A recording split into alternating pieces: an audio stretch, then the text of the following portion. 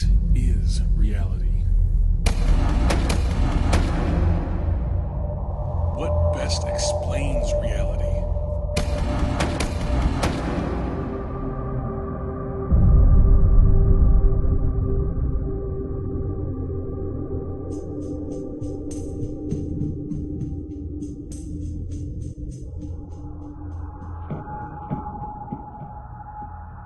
My name's James Taylor, and I'm delighted to be here. I'm especially delighted to see such a large crowd for what's going to be a highly invigorating debate. My role as a moderator is simple. It's to make sure that the debate runs smoothly and keeps to time, and also to break up any fights that might occur either between the speakers or within the audience, or possibly to instigate them. The debate is going to proceed as follows. Both speakers will have an opening statement of 20 minutes each, beginning with Dr. Turek. Each speaker will then have 10 minutes to rebut their opponent. The speakers will then have, within themselves, a question and answer session which will last for 10 minutes. Each speaker will give the other 2 questions, and they will answer directly and without deviating from the questions. The floor will then be open to the audience for 40 minutes, and the closing will occur when the speakers give closing statements of 5 minutes each, addressed to the audience. And I would like to introduce our first speaker tonight, Dr. Turek. Thank you.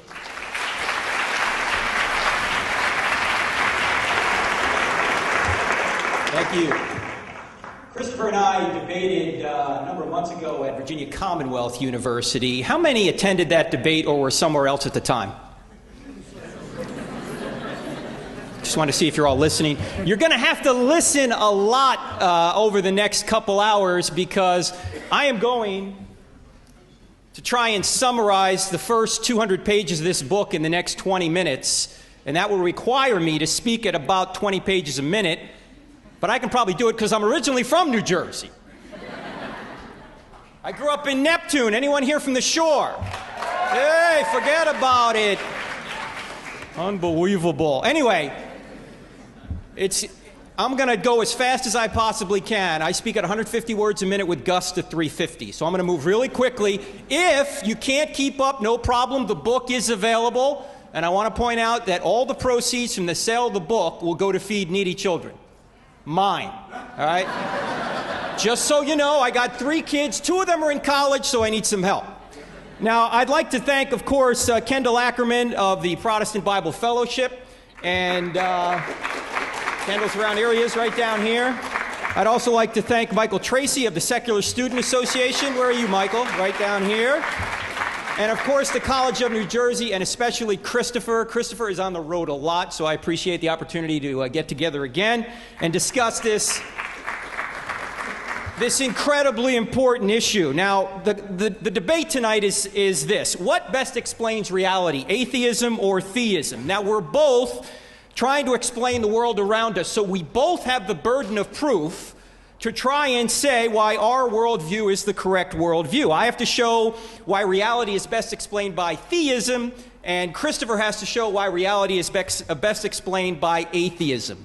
Now, I think we ought to follow the evidence where it leads, wherever that is, and I think the evidence leads us to a spaceless, timeless, immaterial, powerful, moral, personal, intelligent creator. But I want to give you some evidence for that. And in fact, I'm going to rely on the law of causality to do it. And the evidence I'm going to go through is basically 6 arguments, and I've come up with an acronym to help us remember this evidence. I know it's kind of hokey, but it'll keep me on track and keep you on track. The acronym is COSMOS. COSMOS, C-O-S-M-O-S, the Greek word for world or universe. The C stands for the cosmos itself, sometimes known as the cosmological argument. That's the argument that the universe had a beginning, and therefore it needs a beginner. So we'll start there, and we'll start with Stephen Hawking, who's not a believer, but he said this: almost everyone now believes that the universe and time itself had a beginning at the Big Bang. Alexander Vilenkin, who is a Russian cosmologist who worked with Alan Guth at MIT on inflationary theory, put it this way.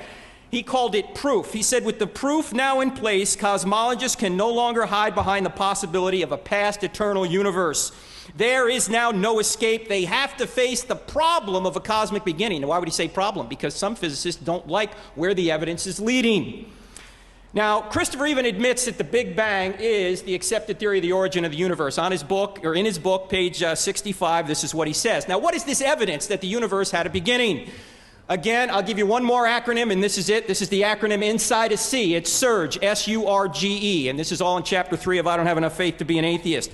And I'm just going to go over it very quickly. And let me stop right here and say one thing.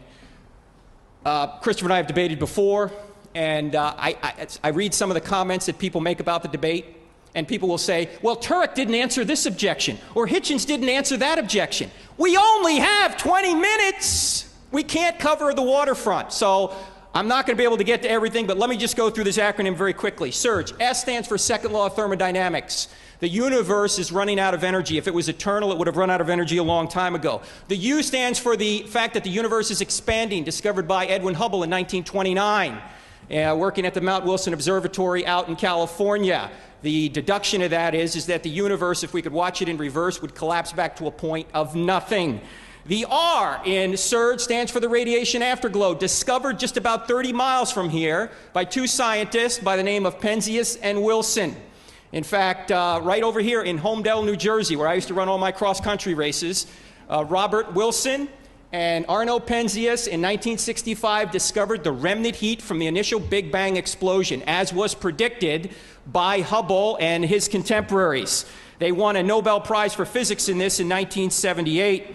The G in SURGE stands for the great galaxy seeds discovered by the Kobe space satellite in 1992. Those great galaxy seeds are basically temperature variations in the radiation afterglow that are so precise they're down to 1 part in 100,000. And the E in SURGE stands for Einstein's theory of general relativity. Einstein's theory of general relativity shows that space, matter, and time came into existence together. Once there was no space, once there was no matter, once there was no time, and it all leapt into existence out of absolutely nothing. Now, Einstein's theory has been proven accurate to 5 decimal points. Now, what are the implications of this? First of all, what is nothing? I think we ought to define that. I think Aristotle had a good definition of nothing. Nothing is what rocks dream about. That's what he said. That's nothing. There was no space, no matter, no time. Nothing spatial, nothing temporal, nothing physical. What are the implications of this? Agnostic astronomer Robert Jastrow, who until February of last year sat in the same chair Edwin Hubble sat in that Hubble sat in back in the 20s, until last year, that's where Jastrow was. He died, unfortunately, at the age of 82 last February, but he sat in that seat that Hubble did. Here's what Jastrow said in his book, God and the Astronomers. And remember, he's an agnostic. He said, the astronomical evidence leads us to a biblical view of the origin of the world. The essential element in the astronomical and biblical accounts of Genesis is the same. Arno Penzias, the guy from Homedale, who discovered the radiation afterglow, co-discovered it, said this: the best data we have concerning the Big Bang are exactly what I would have predicted had I had nothing to go on but the 5 books of Moses, the Psalms, and the Bible as a whole. Robert Wilson, also working at Homedale with Penzias and discovering the radiation afterglow, said this, and he was a believer in the steady state theory before this. In other words, that the universe was eternal. He had to give that up after his discovery. He said this: certainly there was something that set it off. I can't think of a better theory of the origin of the universe to match Genesis. George Smoot, the co-discoverer of the great galaxy seeds, said this: there is no doubt that a parallel exists between the Big Bang as an event and the Christian notion of creation from nothing. Now, we're left with a beginner, or a beginning anyway, and we've got 2 choices. Either no one created something out of nothing, or someone created something out of nothing. Now, which view is more reasonable? No one created something out of nothing, or someone created something out of nothing? For me, I don't think nothing can come from nothing. I mean, even Julie Andrews knew that. She said nothing comes from nothing, right? You've got to have a cause to get something. Now, you can ask who made the someone, and if you want to ask who made God, we can do that during the Q&A. But it seems like someone created something out of nothing. Now, by the way, this is not a God of the gaps argument. Why? Because natural law couldn't have created the universe, because natural law was created at the Big Bang. There was no nature. There was no natural law. In effect, it must be a supernatural cause, because all of the natural realm hadn't yet been created. And supernatural simply means beyond the natural. This led Robert Jastrow, again, the agnostic astronomer, to say this, that there are what I or anyone would call supernatural forces at work is now, I think, a scientifically proven fact. Echoing something that Arthur Eddington said many years ago when he said, we run into insuperable difficulties unless, frankly, we look at the supernatural for the beginning of the universe. In fact, Jastrow ended his entire book this way. This is worth the price of the book. After going through much of the surge evidence I just mentioned, Jastrow said this, for the scientist who has lived by his faith in the power of reason, the story ends like a bad dream. He has scaled the mountains of ignorance. He's about to conquer the highest peak. As he pulls himself over the final rock, he's greeted by a band of theologians who've been sitting there for centuries. No doubt reading Genesis 1:1. The best explanation for the beginning of the universe is in the beginning, God created the heavens and the earth. That's the C. A lot more in the book on it. We got to move on to the O. And the O in cosmos stands for order. This is sometimes called the teleological argument for design. Not only did the universe explode into being out of nothing, it did so with extreme precision. In other words, the Big Bang was not a chaotic explosion. How incredibly precise was it? Atheist Steven Weinberg put it this way. He said, life as we know it would be impossible if any one of several physical quantities had slightly different values. There are dozens of these quantities. One of them, as Stephen Hawking identified, was this. He said that if the universe, or if the expansion rate of the universe changed by 1 part in 100,000 million a second after the Big Bang, we wouldn't be here. The universe would not have expanded, or it would have collapsed back on itself, or it never would have created galaxies. That's how precisely designed the Big Bang event was. Not only was the Big Bang event precisely designed, so are many constants about our universe right now. If you change the gravitational force by 1 part in 10 to the 40, we wouldn't be here. What's 1 part in 10 to the 40? Illustration. Take a tape measure, stretch it from that back wall to the front wall in inches. If you set gravity at a particular inch mark on that tape measure and move the strength of gravity 1 inch in either direction proportionally, we go out of existence. But the problem is the tape measure doesn't go from that wall to this front wall. It goes across the entire known universe. You change gravity that much in the entire known universe, we don't exist. For you Navy people out here, I was in the Navy for many years. Think of an aircraft carrier. If you take an aircraft carrier like the John Stennis or the Ronald Reagan, which displaces 110,000 tons, has a runway on it that's about 3 lengths of a football field, has 5,000 to 6,000 people on it, several stories high. If you were to change the weight of that aircraft carrier by less than 1/1,000,000th the weight of an electron, it would be uninhabitable if the aircraft carrier was the universe. That's how incredibly designed the universe is. Arno Penzias again said, astronomy leads us to a unique event, a universe which was created out of nothing, one with the very delicate balance needed to provide exactly the right conditions required to permit life, and one which has an underlying, one might say, supernatural plan. Frank Tipler in 1986 wrote a book called The Anthropic Cosmological Principle with John Barrow. It's the classic work on the fact that the universe is precisely tweaked to support life. Here's what Tipler has since said. When I began my career as a cosmologist some 20 years ago, I was a convinced atheist. I never in my wildest dreams imagined that one day I would be writing a book purporting to show that the central claims of the Judeo-Christian theology are in fact true, that these claims are straightforward deductions from the laws of physics as we now understand them. I have been forced into these conclusions by the inexorable logic of my own special branch of physics. Now, some people, we may even get into Darwinism later. Like Darwinism saves atheism. Darwinism does not save atheism at all because you need a universe before you can ever get to life. And it shows here, and then you need life. The universe needs a designer. The universe itself, not just life. So that's the O. Let's move on to the S, which is another branch of the of the teleological argument. The S stands for specified complexity. In everyday English, specified complexity is information. Let me give you an example. Let's say you're walking along the beach, say down here in Belmar, where I was today. Had a nice run on the beach today on a boardwalk in Belmar. Let's say you're walking along the beach in the summer, and you look down as you're walking along the beach, and you see in the beach someone has scrawled, "Benny's, go home." Now, some of you don't know what bennies are, but bennies are basically tourists. Are you going to say that the waves came up and put that message in there? Or that the crabs came up and said, I'm tired of all these tourists stepping on me. I'm going to put a message there for them to go home. No, you'd say somebody, some intelligent being put that in there. Or then you put your head back on the pillow or back on your towel and you look up and you see in the clouds, drink Coke. What do you assume? Unusual cloud formation? Do you go, wind coming from the north today? Do you go, oh no, I got it, it's cloud evolution? No, you say there had to be a skywriter up there. Why? Because messages only come from minds. We know of no natural law that can create a message. Messages only come from minds. Now, let's move into life.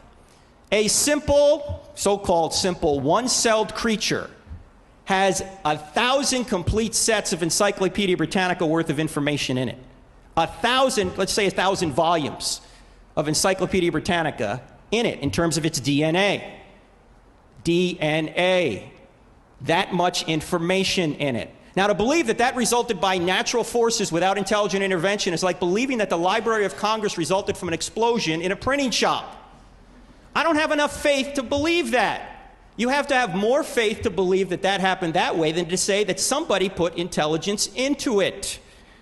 In fact, this is not an analogy, by the way. The analogy or the comparison of information to DNA, in fact, it's a one-to-one correspondence. The only difference is DNA has a 4-letter genetic alphabet. English has a 26-letter genetic alphabet. Bill Gates said DNA is like a software program, only much more complex than anything we've ever devised. And in fact, the sequence of letters in DNA is not determined by chemistry. It's information. It has nothing to do with the 4 natural forces. In fact, just like the letters in this book were not put together by the laws of ink and paper, the letters in DNA don't appear to be the result of anything other than intelligence. Intelligence put this together, not natural law. Anthony Flew, who was an atheist, one of the more famous atheists until he became a deist or a theist recently because of this evidence, put it this way. It is impossible for evolution to account for the fact that one single cell can carry more data than all the volumes of the Encyclopedia Britannica put together. It now seems to me that the findings of more than 50 years of DNA research have provided the materials for a new and enormously powerful argument to design. Sir Fred Hoyle, also an atheist, said this: the likelihood of the spontaneous formation of life from inanimate matter is 1 in a number that has 40,000 zeros following it. If the beginnings of life were not random, they must therefore have been the product of purposeful intelligence. He went on to say this: a common sense interpretation of the facts suggests that a super intellect has monkeyed with physics as well as chemistry and biology, and that there are no blind forces worth speaking about in nature. Again, this is not a God of the gaps argument. Why? It's not just that we lack a natural law for bennies go home, or we lack a natural law for a book like this. It's that a book like this is positive, empirically verifiable evidence for an intelligent being, because messages only come from minds. The M in cosmos stands for the moral argument. If just one thing is morally wrong out there, like, for example, it's wrong to kill Jews, or it's wrong to torture babies for fun, or it's wrong to participate in a religious crusade, then there has to be a God. Why? Because if there is no God, it's just your opinion against, say, Hitler's opinion. It's just your opinion against bin Laden's opinion. We all intuitively understand that certain things are objectively right and objectively wrong. As Dostoevsky said, he said, if there is no God, everything is permitted, in a novel he wrote. In fact, even Richard Dawkins admits on page 232 of his book, The God Delusion, he says, there are no objective morals without God. But we all intuitively know that certain things really are objectively wrong. It's not just my opinion that torturing babies for fun is wrong. It really is wrong. Now, I got to be very careful here, because Christopher may say that I'm saying he can't be moral. I'm not saying that. I'm not saying atheists can't be moral. I'm not saying atheists don't know morality. They know morality just like anybody else. I'm not saying anything about the behavior of atheists or religious people. I'm only saying that an atheist can't justify why a certain thing is objectively right or a certain thing is objectively wrong. Atheistic materialism can't provide a moral standard. Molecules have no authority to tell you what to do. They don't. I mean, if we're just overgrown germs with no ultimate purpose, why not kill or rape to get what you want? Why not? It seems to me that atheism has no way to deal with this objection. C.S. Lewis was an atheist at one point, and he thought evil disproved God until he realized that evil actually pointed to God, because evil pointed to good, and you wouldn't know good unless you knew God. In fact, here's what Lewis said: as an atheist, my argument against God was that the universe seems so cruel and unjust. But how had I got this idea of just and unjust? A man does not call a line crooked unless he has some idea of a straight line. What was I comparing this universe with when I called it unjust? Bottom line, since objective moral values exist, God exists. The O in cosmos, how am I doing, Dr. Taylor? 5 minutes. All right, I'm going up to 500 words a minute now. The O in cosmos stands for objectivity. Objectivity, particularly in the laws of logic, mathematics, and even science. In fact, this debate and any debate presupposes that there is an objective standard of truth out there that our minds can access and understand. Christopher says he's closer to that objective standard, and I'm saying, no, I'm closer to that objective standard. If there's no objective standard out there, what are we doing up here but emoting? But it doesn't seem to me like there can be an objective standard of truth, an immaterial standard in an atheistic worldview, because we're just molecules in motion. In fact, how do the laws of logic and reason itself exist if we are just molecules in motion? There are immaterial realities out there that we all know and we all understand. Christopher tries to make an argument, a logical argument against God. Well, where does he get logic from if we're just molecules in motion? If atheism is true, you have no grounds to believe it or anything else. Our thoughts are just chemical reactions in the brain.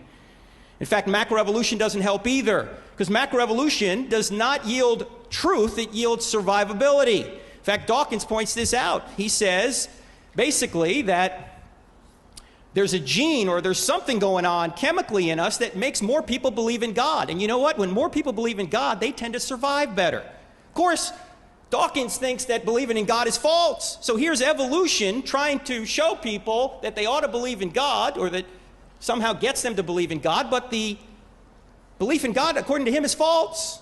Evolution yields survivability, not truth. So if evolution is true, you ought not believe it. Even Darwin recognized this. It's called Darwin's doubt. He said, with me, the horrid doubt always arises whether the convictions of man's mind, which have been developed from the mind of lower animals, are of any value or at all trustworthy. Why should you believe in Darwinism if Darwinism's true? Your mind is just the result of lower animals. Also, the laws of mathematics. Science depends on the notion that the universe is rational and mathematical at all levels, that every effect has a cause. But how does rationality in mathematics arise from randomness? How do they come from matter? Doesn't seem to me there's an atheistic answer to this. Rationality, mathematics, and science itself are better explained by theism than atheism. The only reason we can do science is because there's an orderly world out there. Well, who ordered the world? Finally, the S in cosmos stands for a solitary life. I don't have time to present the evidence for the historicity of the New Testament documents and the resurrection. Perhaps we can get to that during the Q&A, or Christopher and I can debate that at a future point. Maybe we can, as I say, hint at it during the Q&A or get to a little bit of it. But I want to leave you to consider something about Jesus called the solitary life. I'll just end on this. It was written about 90 years ago. He was born in an obscure village, the child of a peasant. He grew up in another village where he worked in a carpenter shop until he was 30. Then for 3 years, he was an itinerant preacher.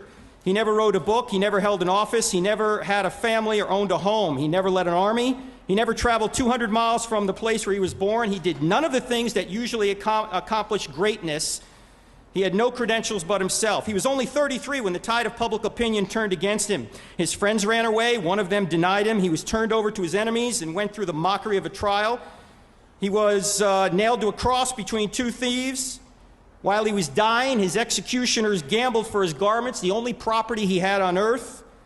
And when he was dead, he was laid in a borrowed grave through the pity of a friend. 20 centuries have come and gone, and today he is the central figure of the human race. All the armies that ever marched, all the navies that ever sailed, all the parliaments that ever sat, all the kings that ever reigned put together have not affected humanity on this earth as much as that one solitary life. I need 1 minute. Is that okay? 48 seconds. If there was no resurrection, how could this life be the most influential life of all time? Was it just because a bunch of pious Jews in Jerusalem inexplicably decided to chuck Judaism and fabricate a resurrection story so they could fulfill their dream of getting beaten, tortured, and killed? I don't see why they would do that. I think it takes more faith to believe that than to believe he actually rose from the dead. Now, you see, anything is more plausible than a miracle. The greatest miracle in the Bible is not the resurrection. The greatest miracle in the Bible is the first verse. In the beginning, God created the heavens and the earth. If that verse is true, every other verse is at least believable. I'm sorry I'm out of time, but I did the best I could. Cosmos, thank you very much. Thank you.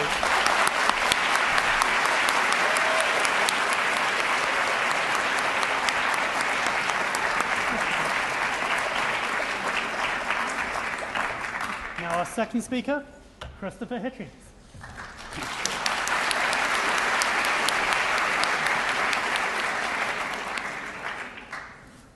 I have no local boy roots. I am a Navy brat, however. Commander Hitchens of Portsmouth. I'd like to assure you, ladies and gentlemen, brothers and sisters, comrades and friends, that isn't the best that Frank can do. He ended with that pious hope. He must indeed hope it isn't. I've seen him do better in his 20 minutes. He barely got his trousers off, as a matter of fact, before he had to sit down, because he didn't get beyond deism. I don't think he even intended much to get beyond deism. If there was a word adeist, it would describe me probably rather better than the vulgar word atheist does. I don't have a special word for saying why I don't believe in Santa Claus, for example, or why I don't believe in the tooth fairy, or why I don't believe in astrology. I don't need a special word for that. I assume, with me, you assume that these are fairy tales, man-made fables, either for the frightening or the amusement of, depending on need, children. I don't believe there is a supernatural dimension, and I don't believe there have ever been any miracles, so I don't believe that prayers are answered. I don't believe any of this. None of this comes up so far in this argument. I'm not arguing with a religious person yet at all. I'm arguing with someone who claims to know more than I do about physics and biology. It's possible that he does. Many, many people do. But bear in mind that we cannot say that we know that there was not a prime mover. It's not within our compass. Pitifully ignorant as we are, only scrabbling on the lower slopes of the study of physics, as all of us are, even the best, we may not say that we know there was no prime mover. We may not say that. We can say that all the laws appear to operate without that assumption. It's very, very, very rare indeed to meet a physicist of any standing, from Einstein onwards, who is not at the most a Spinozist. In other words, someone who might say there could be a pantheism somewhere, there could be a force, but there is no way you can take a step from the laws of physics, the observable creation of the cosmos, that leads you to the belief that there is an intervening personal God who does answer prayers, who does watch over you, who does notice what you're up to, who does mind what you do, who you sleep with and in what position, what you eat and on what days of the week, what propitiations and sacrifices you will make, what commandments you will observe. There is no possible way, no one's even tried it, of getting from the laws of physics or biology to any such idea. So from the person who says, I'm a deist, I don't think all of this can be an accident, there must be some cosmic force, I say, I can't disprove it, though I think the cosmos functions without it, but you have all your work, sir, or ma'am, still ahead of you before you can say that Jesus of Nazareth was a real person, let alone that he was the Son of God, let alone that his mother was a virgin, let alone that he was resurrected. None of these things, by the way, would prove he was the Son of God, if they did happen, nor would they prove that his doctrines were not erroneous. A resurrected person who was the son of a virgin could still be talking nonsense. There's no logic that says he must be right. If I'm having an argument with you, sir, and you say, you lose, boy chick, I say, how come? Because my mother never went to bed with another man. Your logic is faulty. I think my case could remain just as strong as ever it was. In default of that, I must say, rather bizarre intervention. Now, why do we have religion in the first place? Why are we having this discussion? Why does Frank feel the need to talk in this way? Because we are pattern-seeking mammals. It's part of our evolution. We look for patterns. We're designed to look for them. And if we can't find a good explanation, we'll come up with a bad one, rather than none at all. Most people would rather have a conspiracy theory than no theory. It's very observable that. There's a lot of junk science around before good science arrives. Before we have astronomy, we have astrology. Before we have chemistry, we have alchemy. All of these things are derivatives of religion, because in a very sinister verse of the Bible that used to upset me when I was being forced to listen to it as a little boy, it says, "Seek and ye shall find." Yes, that's exactly right. Seek and you will find. Seek for an explanation of volcanic eruptions when you're living in a primitive society, and you will think they're probably a visitation from an angry deity. And if you're told you can postpone the next eruption by throwing a few live babies into the lava down the crater, that's what you'll do. Religion has just started. Religion has just begun. Why do some people get the plague and others not? Because they're sinful. Where's the plague coming from in the first place? It's a punishment from God, and or, in early Christian society, the Jews have poisoned the wells. So we'll go and get them. Again. Because we already hate them because they killed our Redeemer. They committed deicide. All of them did. All of them. No one's exempt. Indeed, if you have to be a Christian, it's an article of their faith that we were all present at Calvary. We all drove in the nails, the Jews particularly so. And we all have to expiate this guilt for a crime that may or may not have been committed, but if it was committed before we were born. What is this? It's not physics. Okay? It's not biology. It's not science. It's faith. Why don't you fly under your true flag, sir? Why don't you say these things must be believed as articles of faith? Don't try and derive it from science. Now, I can't improve on the argument that David Hume came up with against the idea of the supernatural, against the idea that the laws of nature are occasionally suspended in order to make people's faith a little more secure. Ambrose Bierce, in his Devil's Dictionary, you may remember, says under prayer, under P for prayer,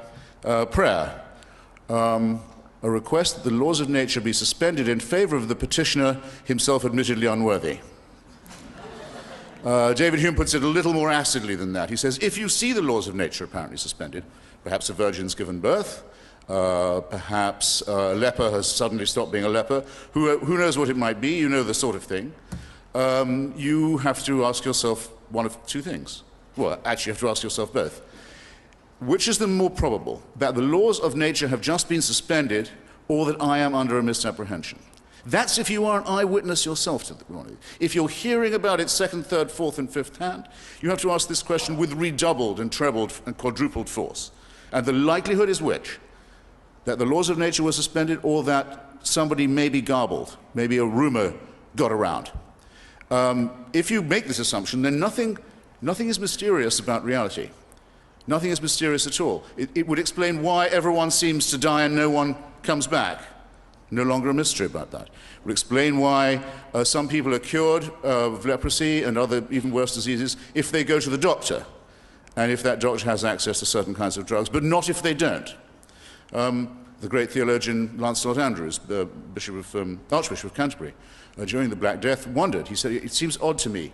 There are people who go to church and pray, and they give their tithes, and they do everything that they're supposed to do, and they lead godly lives, and yet they seem to die of the plague just as much as the sinners do. He went to his grave, the Archbishop, not realizing that he'd very nearly stumbled on a very good point. After all, the discussion before us this evening is what explains reality better? Well, I think my explanation is probably, so far, not the inferior one. I've seen myself the fabrication of a religion or of a religious figure. I've seen it done before my very eyes in the case of the fraudulent woman calling herself Mother Teresa, though she certainly was a virgin and never had any children, and actually named Agnes Bujashu, an Albanian crook who worked in Calcutta, who was considered by those who read only the newspapers as a friend of the poor, but was in fact a friend of an advocate for poverty. She believed poverty was a gift from God, that suffering ennobled people. She didn't believe in this for herself, for poverty, because she took several $1 million from, among other people, the Duvalier family in Haiti.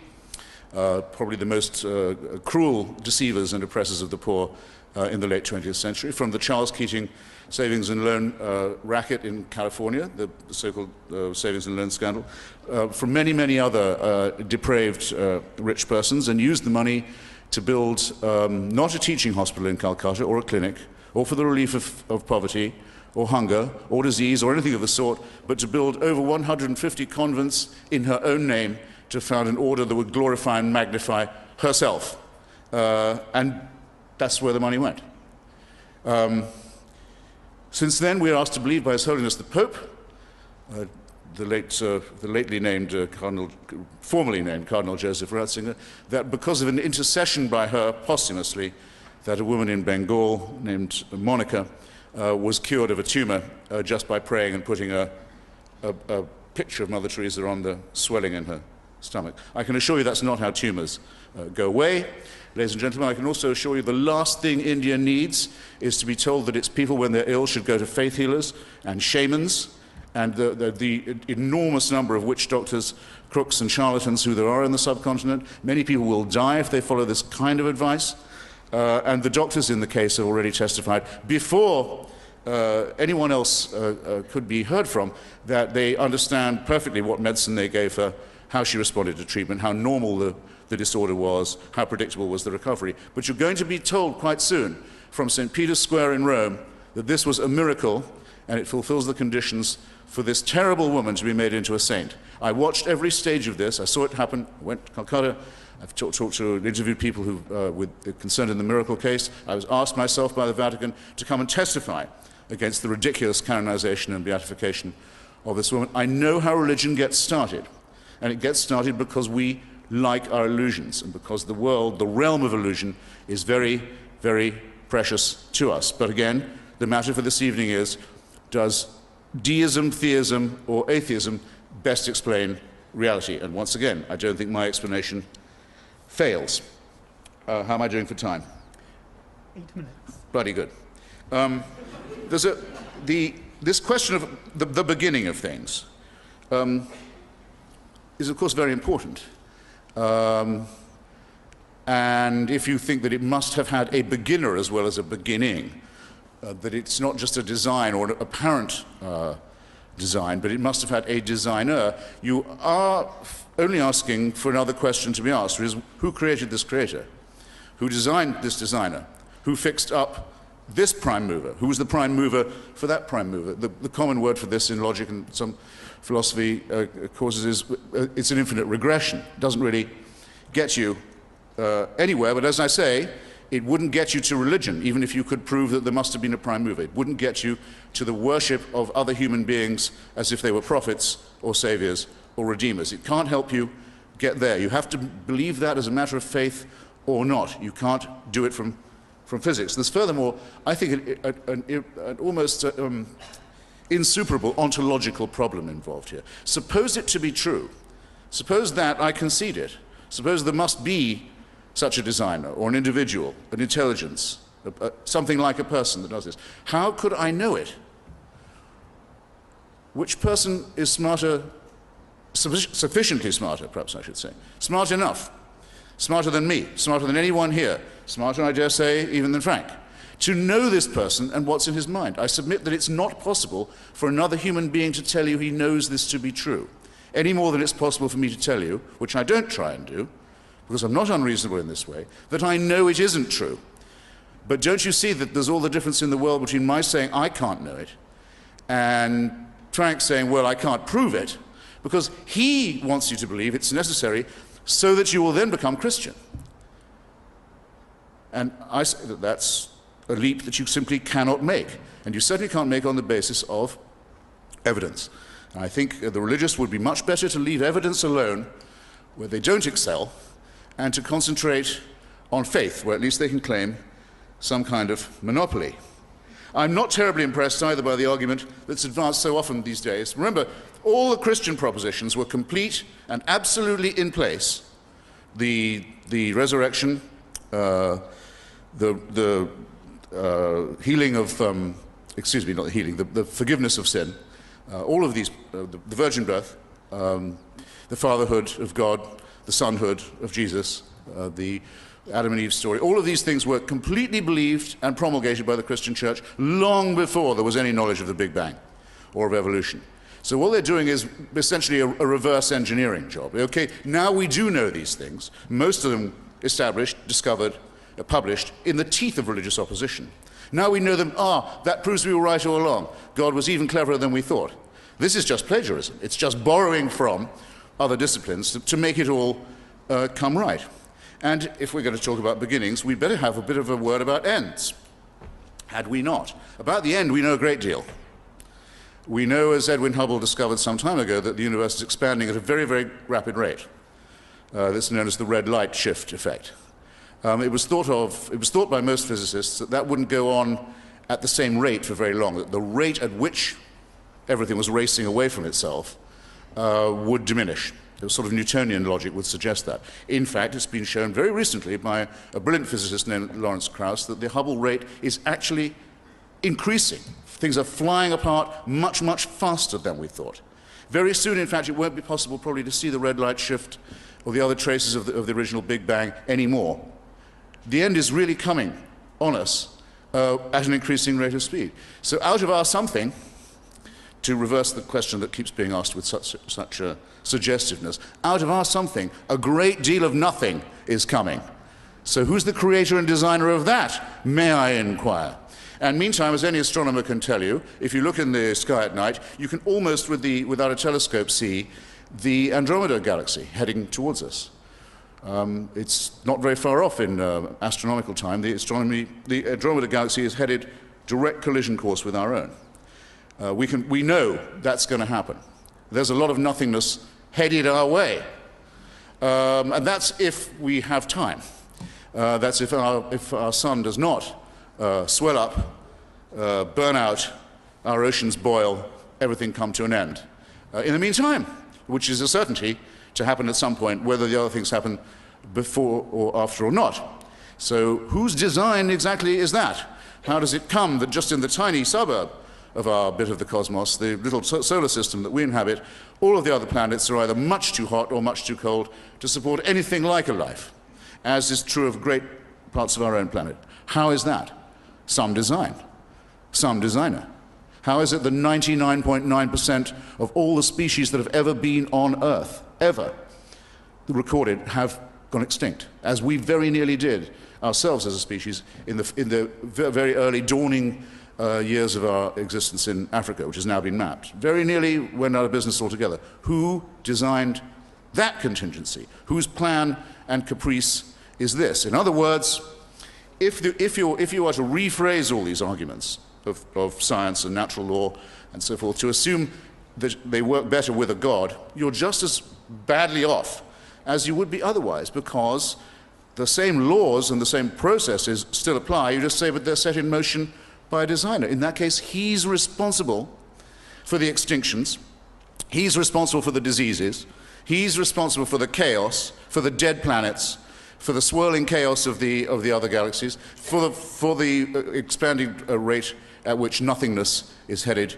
towards us. So this God, if he exists, must be one or some or all of the following: tinkering and incompetent, very capricious, very wasteful, and very cruel. Now, that is what you get, sir, if you make some deity responsible for the natural order as we observe it, which was the topic we were asked to address this evening. And I think I'd be trespassing on Frank's time if I went any further. So I'll reserve my remaining points for rebuttal. And I'm very grateful for your attention. Thank you. Thank you.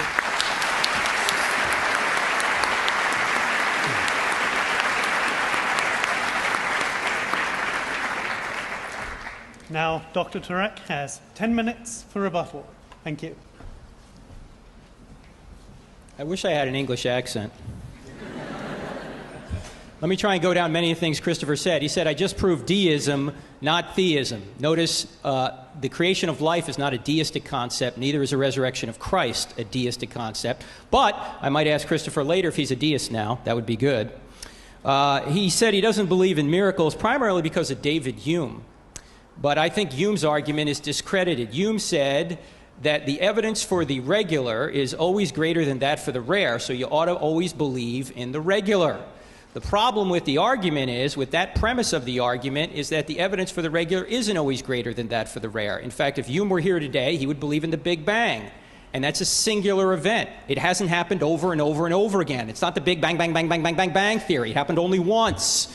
He would also believe in the spontaneous generation of life. If it happened at all, it happened only once. It's not happening over and over again. He would also believe in macroevolution. If that happened, it happened only once. In fact, the entire history of the Earth has only happened once.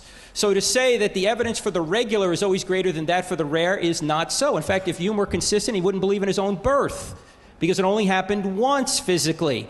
There's two realms of science. There's empirical science, where you can do something over and over again, and there's forensic science, where you got evidence, and it's a situation where you can just look at the evidence and try and figure out what happened in the past based upon the resulting evidence. It's like a criminal investigation. Singularities happen all the time, and it's kind of odd for Hume to say that you ought not believe in a rare event if it really happened. Suppose it did happen, like the Big Bang. If it did happen, Hume says you ought not believe in it. There's some problem with that argument. Also, for miracles to get our attention, they by definition have to be rare. They can't be regular events. If they were regular events, we'd think they were part of the natural phenomenon. So they have to be rare to get our attention. So Hume's argument is about believability. It's not about actuality. Miracles can actually occur, and Hume is saying if they actually occur, you ought not believe in them. That's a bad argument. Also, he said, you can't say there was no prime mover. That's what Christopher said. And that's what I'm saying. You can't say there was no prime mover. In fact, I think there was a prime mover. In fact, later on he said, who made God? That's the big problem for theists. It's not a problem at all. Why? Because since something exists, we obviously exist, we're here, then something must have always existed, because you can't create yourself. There has to be an eternal, uncaused first cause. Now, we have two possibilities. Either the universe is eternal and doesn't need a cause, and atheists have believed that for many years. They believed in the steady state theory and thought the universe was eternal. They had no problem believing in an eternal universe. The second possibility is that there's something outside the universe that is eternal. Now, I've given evidence, I know very quickly, that the universe has not always been here. It's not eternal. The surge evidence. Second law, universe expanding, radiation afterglow, great galaxy seeds, Einstein. The universe is not eternal, so it must be something outside the universe that is. And that cause, it seems to me, must be spaceless, timeless, and immaterial. Why? Because you can't, if all space, all matter, and all time were created, the cause must be outside of space, matter, and time. This cause must also be extremely intelligent. Why? Because he created with extreme precision. He must also be personal. How can he be personal? Because you can't go from a state of non-existence to a state of existence without making a choice. An impersonal force has no ability to make choices. There couldn't have been like the Star Wars, use the force, Luke, choice out there. The force has no ability to make choices. Only a person can make choices. And once there was nothing physical, spatial, or temporal, and then suddenly an entire space-time continuum was created out of what rocks dream about, out of nothing. So someone made a choice. Christopher also said, we look for patterns. Yes, we do look for patterns, and the pattern I'm looking for is specified complexity that was in the first life and is in all life since then. When you see bennies go home on the beach, you don't assume the crabs did that. You don't assume it was made by natural law. You assume there was a mind behind it. He said religion came from or started with baby sacrifice. I know what religion's like. Well, many religions are false. I don't disagree. But to conflate all religions and put them all together and say, therefore, all religious viewpoints are false is not so. Christopher and I agree on 99% of religions out there that are false. I agree with him. I just think there's one that is true. I'm not saying that every religion, everything they teach is false. I'm saying there are certain things they teach that are false. So we don't disagree there. He said, I ought to stop giving evidence and just rely on faith. That would make a pretty stupid debate, wouldn't it? I just have faith it's true, and I'd sit down. Christianity does not say rely on faith. Christianity says always be ready to give an answer for the hope that you have. Love the Lord your God with all your heart, soul, strength, and mind. Be ready to demolish arguments that are counter to God. It says test all things. Christians don't get brownie points for being stupid, despite the fact that the church has not lived up to this. We're supposed to give evidence. Secondly, there's a difference between belief that and belief in. I have to believe that the elevator has a floor in it before I get in it, before I put my trust in it to hold me up. That's belief in, that I trust it's going to hold me up. But I have to have evidence that there's a floor there before I'm going to put my foot in there. In the same way, I have to have evidence that God exists before I'm going to put my trust in him. And that's what I'm trying to do here. I don't know what the big spiel was about Mother Teresa. I don't know what that has to do with Christopher's worldview or how he's given any arguments for atheism. He hasn't given any arguments for his worldview yet. He's just complaining about what some religious people have done. Complaints about what some religious people have done does not do anything to whether or not Christianity is true. In fact, Christianity predicts we'll be hypocrites. That's why we need a savior. I am a hypocrite.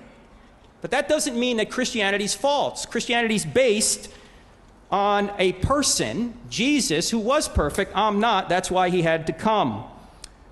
Christopher also said, how am I doing on time, sir? 4 minutes. 4 minutes, okay. I was going into a Jersey overspeed there. Christopher said, I know how religion starts. Maybe he does, but I think many times he confuses a personal anecdote with data. You don't just take a personal anecdote and say, this is how all religions start. How do you know that? He said, how could I know if God exists? It's called revelation, and everybody in here has revelation. There's two types of revelation. There's natural revelation and special revelation. Everybody in here and everybody out there knows there's a creator God from creation, because we know God by his effects, and also from conscience. Those two things show that there is a creator and a moral creator. The third revelation is through Christ and the Bible, in my view. Now, as I said, I haven't had enough time to go through all the data. I've got several chapters, and I don't have enough faith to be an atheist, trying to show why I think the New Testament documents are true. But that would be revelation. I don't see why, if I write Christopher a letter and I say, Christopher, this is what I'm thinking, like we did email trying to arrange this debate, he could figure out what my thoughts were. I can't see why God couldn't do the same thing. If he wants to write a book or a book of letters or whatever to try and tell us what he's about, he can do that. Not a problem. He said something about proof. I'm dealing with a probability argument here. Am I absolutely sure Christianity is true? No. I'm not absolutely sure. There's very few things you can be absolutely sure about. I'm trying to give a probability argument based on the evidence that there is a spaceless, timeless, immaterial, powerful, moral, personal, intelligent creator who ultimately revealed himself in Jesus Christ about 2,000 years ago. Now, could I be wrong about that? Yes, I could. And during the Q&A, throw some stuff at us. That's fine. But Christopher seems to say that I just want you to convert to Christianity. Well, I'd love for you to do that, as if he's not trying to get you to convert to atheism. What do you think he's doing here at this debate? He wants to get you to agree with him. And for many good reasons in many cases. That maybe you ought to give up false religious beliefs. You ought to. I agree with Christopher on that. If they're false, give them up. But don't throw the baby out with the bathwater. A lot of times there may be things that you think are false that really aren't. Christopher finally talked about the issue of some design. This universe is heading toward oblivion. Look, the very fact that something may be degrading doesn't mean it wasn't designed in the first place. Your car is currently degrading right now, but that doesn't mean it wasn't designed. There's something in the universe known as the second law of thermodynamics, and it basically means we're all going to go to heat death. That's true. Now, you can't say that the designer was capricious because you don't know the intentions of the designer. The only way you can say that something wasn't designed optimally is if you know what the intentions of the designer were. How does he know what the intentions of the designer are? Well, maybe he wants the universe to go to oblivion so he can then create a new heavens and a new earth, which is exactly what Revelation 22 says. If you notice, Christopher has not given any real positive evidence for his worldview. He has not dealt with the fact that the universe exploded into being out of nothing, the extreme fine-tuning that arose from chaos, how the first life filled with libraries full of a genetic code arose from non-life, how morality arose from materials, and how materials have any moral authority over us. In fact, he just called the designer cruel. How does he know cruel if we're just molecules in motion? Where does cruel come from? There's no cruel. There's no truth. There's no nothing. We're just chemical reactions up here. So if I'm doing something wrong, if you don't agree with me, forgive me, but I have the wrong chemicals. Thank you.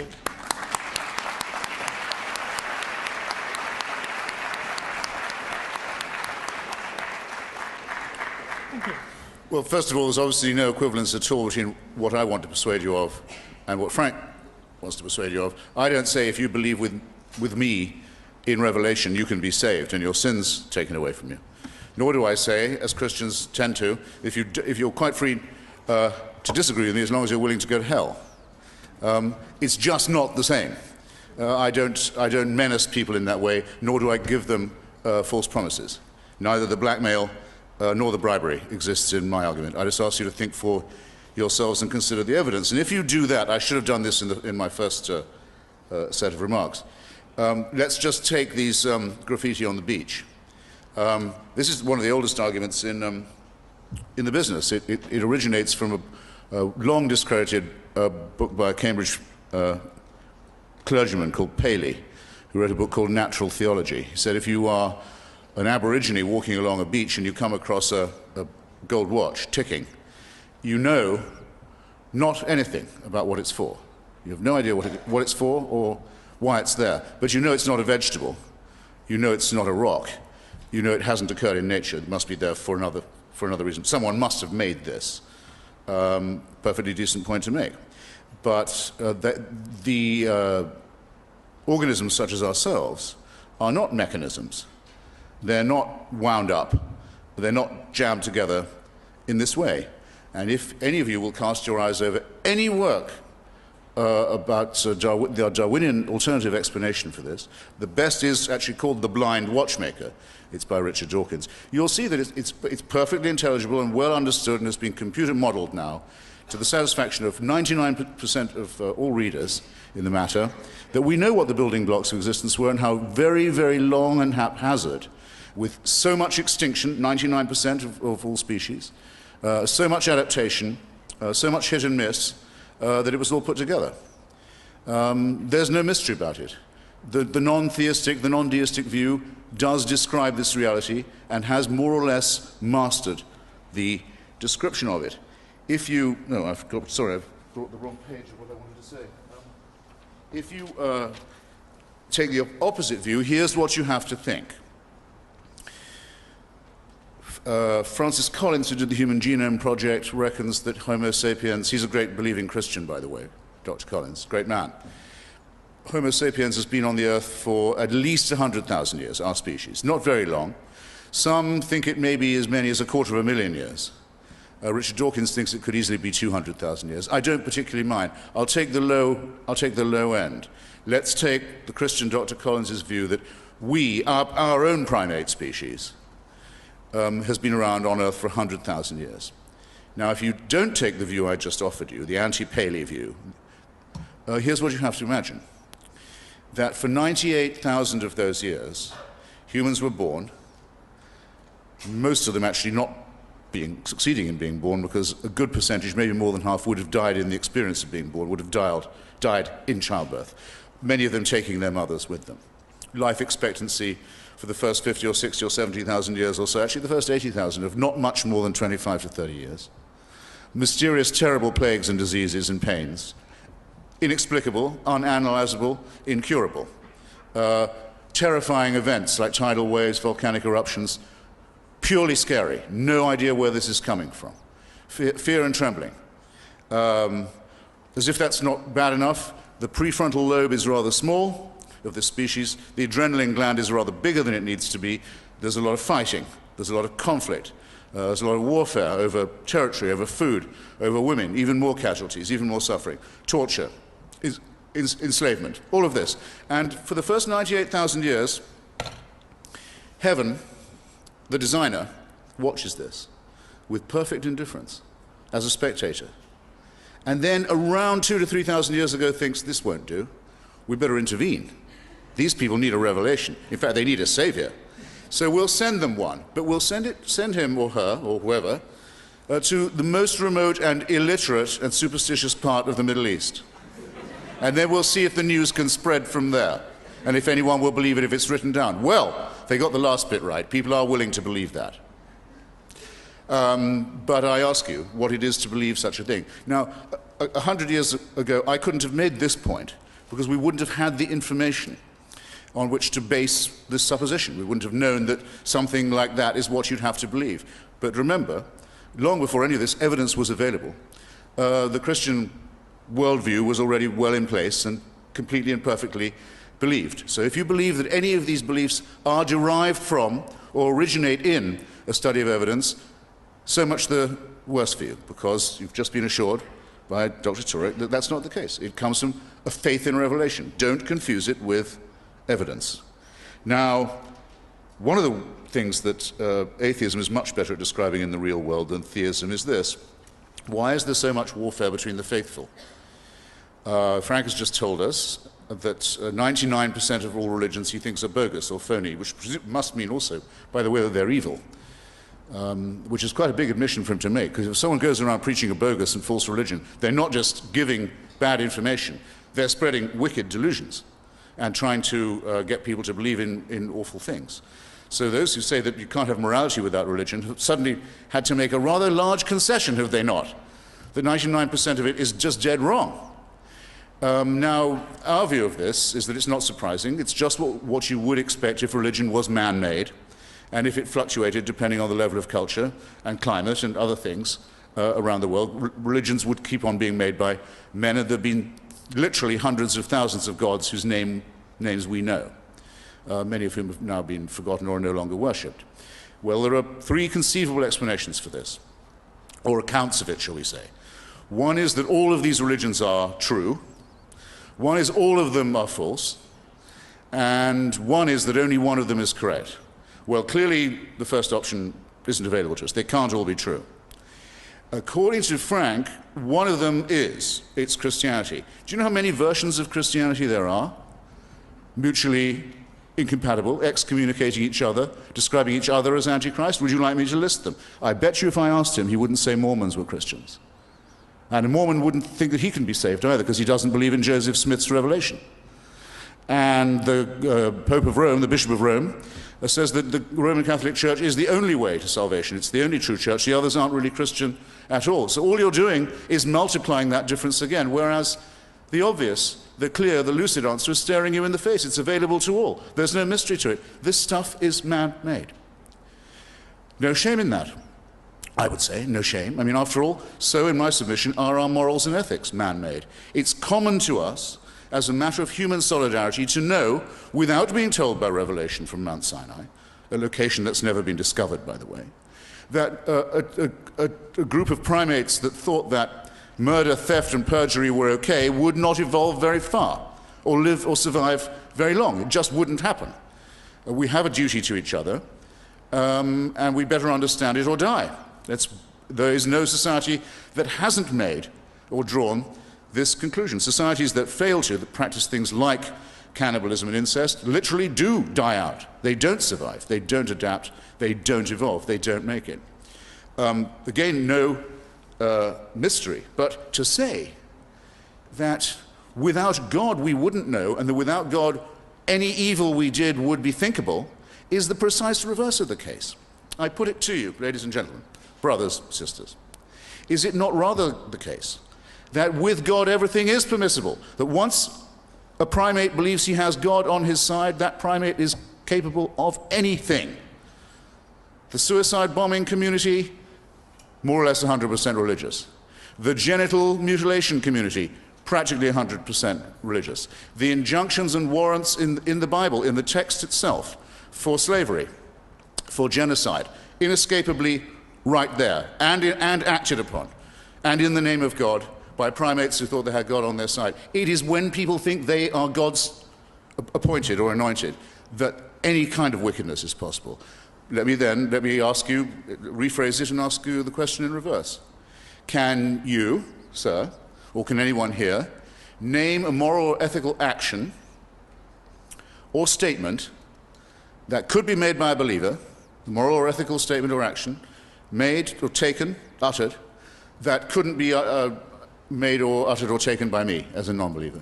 You have to think quickly. No, you don't. You've got all night. I'll give you my email. There's a prize for anyone who can name me the moral action I can't commit that a believer can. Now, I've never had an answer yet. I don't expect to. But if I asked you, think of a wicked action you've heard of that could only have been committed by someone who believed they had God on their side, you've already thought of it. You know, you don't have to hesitate. You just have to think of the last suicide bomber, the last genital mutilation, the last jihad, the last crusade, the last alliance between the Vatican and fascism, anything you like, and it's done.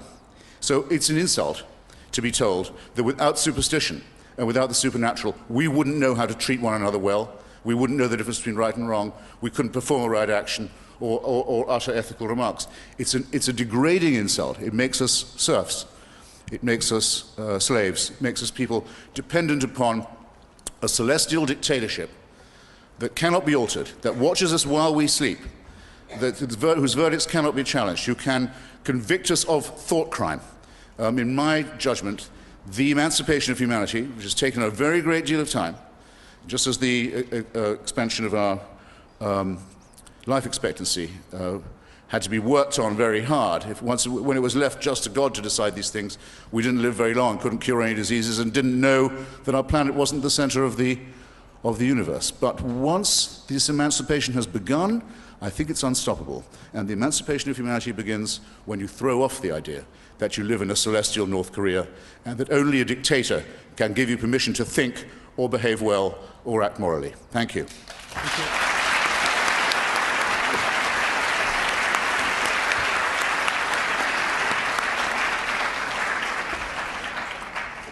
We will now turn to the question and answer session for the speakers between themselves. Each speaker, starting with Dr. Turek, will have the opportunity of asking two brief questions of their opponent, who will then give brief replies. Thank you.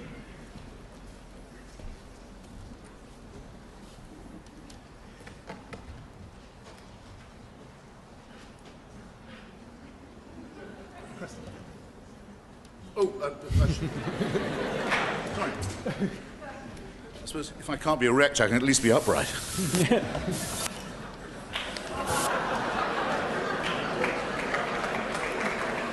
I wasn't ready, in other words.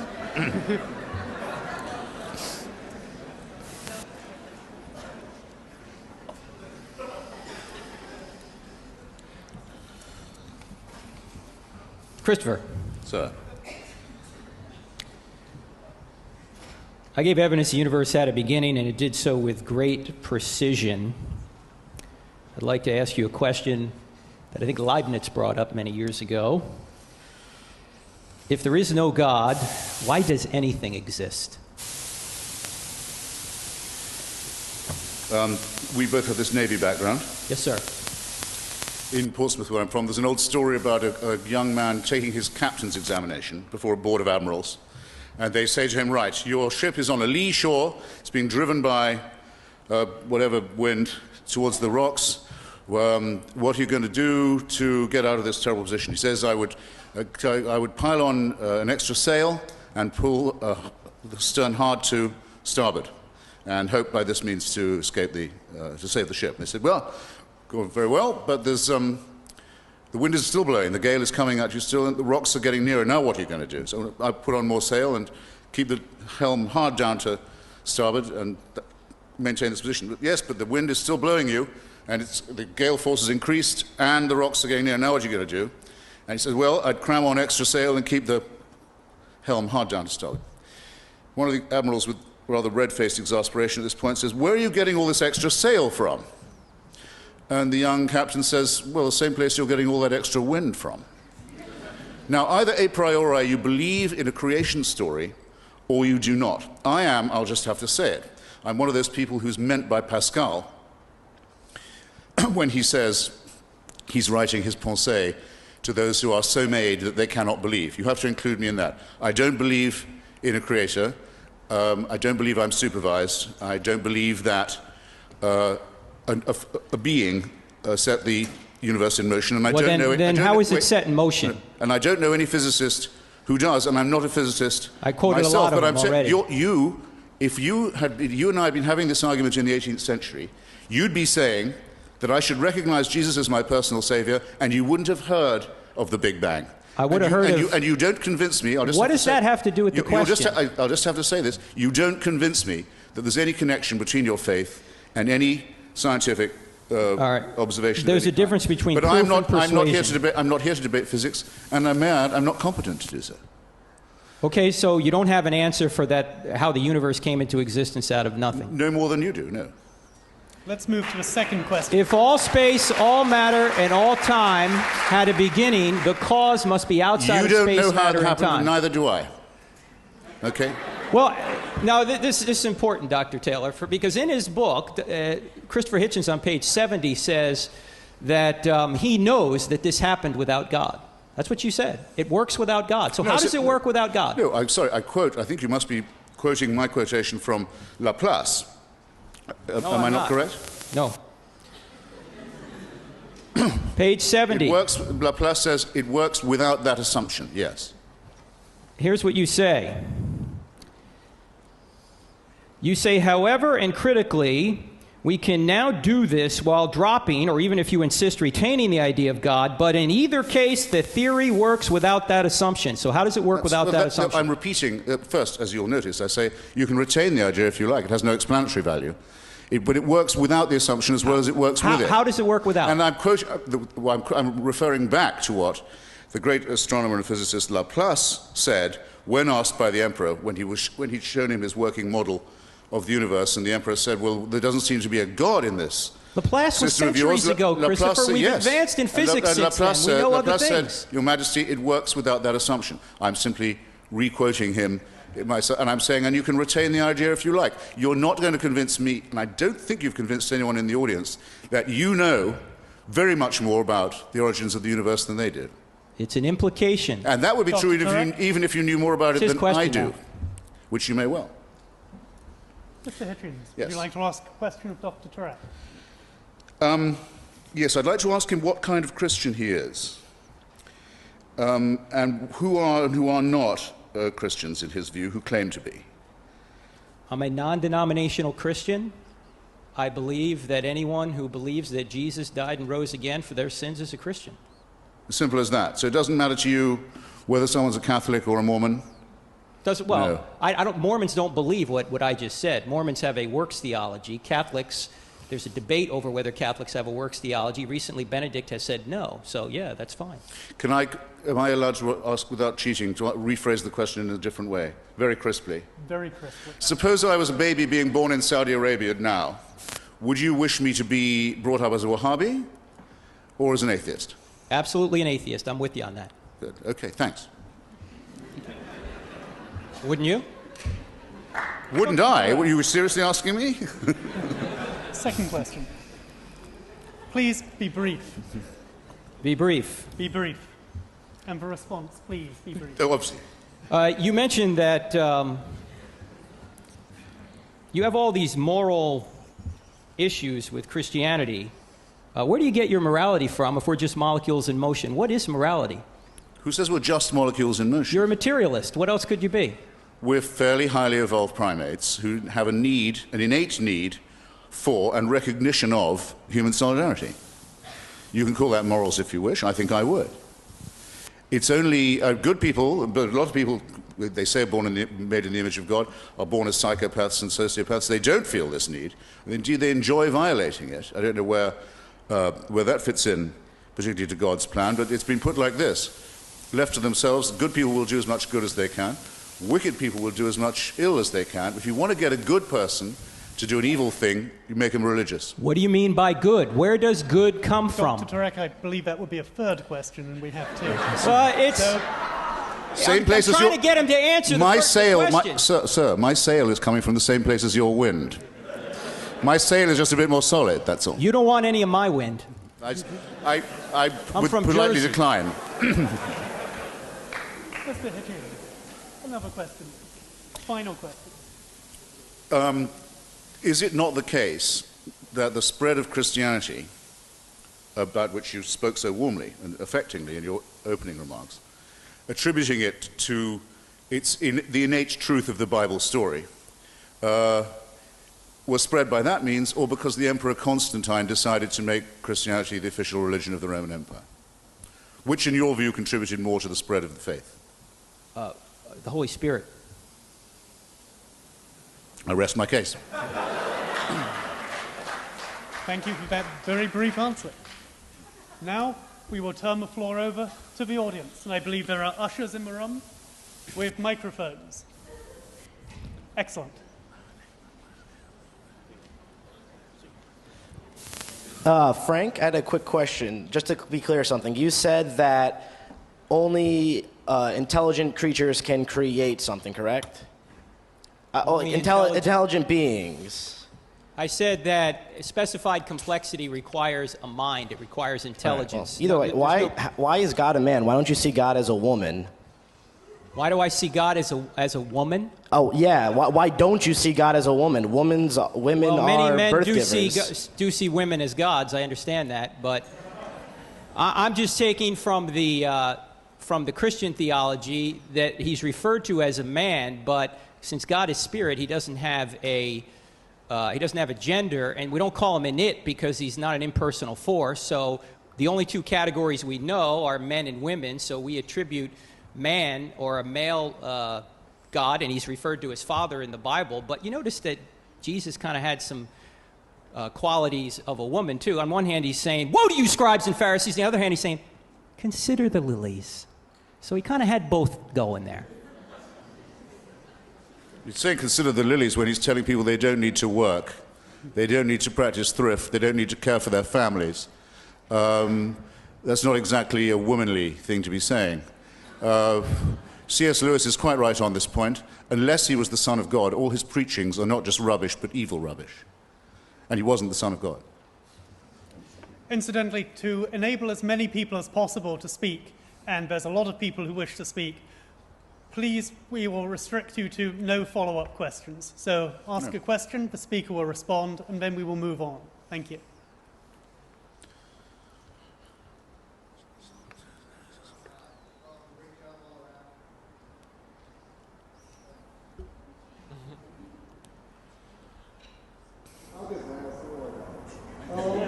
You have to give it some welly. In the question and answer part, you asked, where do your morals come from if you don't believe in Christianity? No, the question was, he asked, did I ask Christopher during the Q&A, where do your morals come if you don't believe in Christianity? I don't think you have to believe in Christianity to know right from wrong. I think people from the dawn of time have known right from wrong. It's called the moral law written on their hearts, even from a biblical perspective. Because before there was any Bible, God wipes out the entire generation of Noah. They didn't have a Bible, so you don't need the Bible to know right from wrong. It might help you on certain specific areas, but general right and wrong is known because it's written on your heart, which is a revelation from God. How convenient. That's the kind of God we have, Christopher, yes.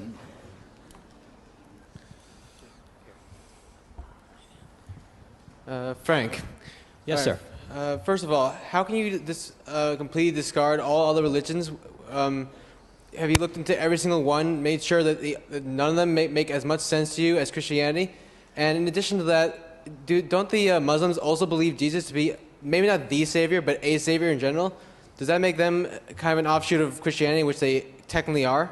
No, Muslims are not, they don't believe Jesus died, much less rose from the dead. Surah 4 says that he did not die. And so and what they try and say, and as Christopher will tell you, and I will tell you too, the Quran was standardized in about 650 AD by the third Muslim caliph. Now that is 600 years after Jesus' documents were written, or documents about Jesus, so I'm going to believe that the documents that were written in the first century are more accurate about Jesus than the ones that were written 600 years later. Now I didn't say all religions are totally false.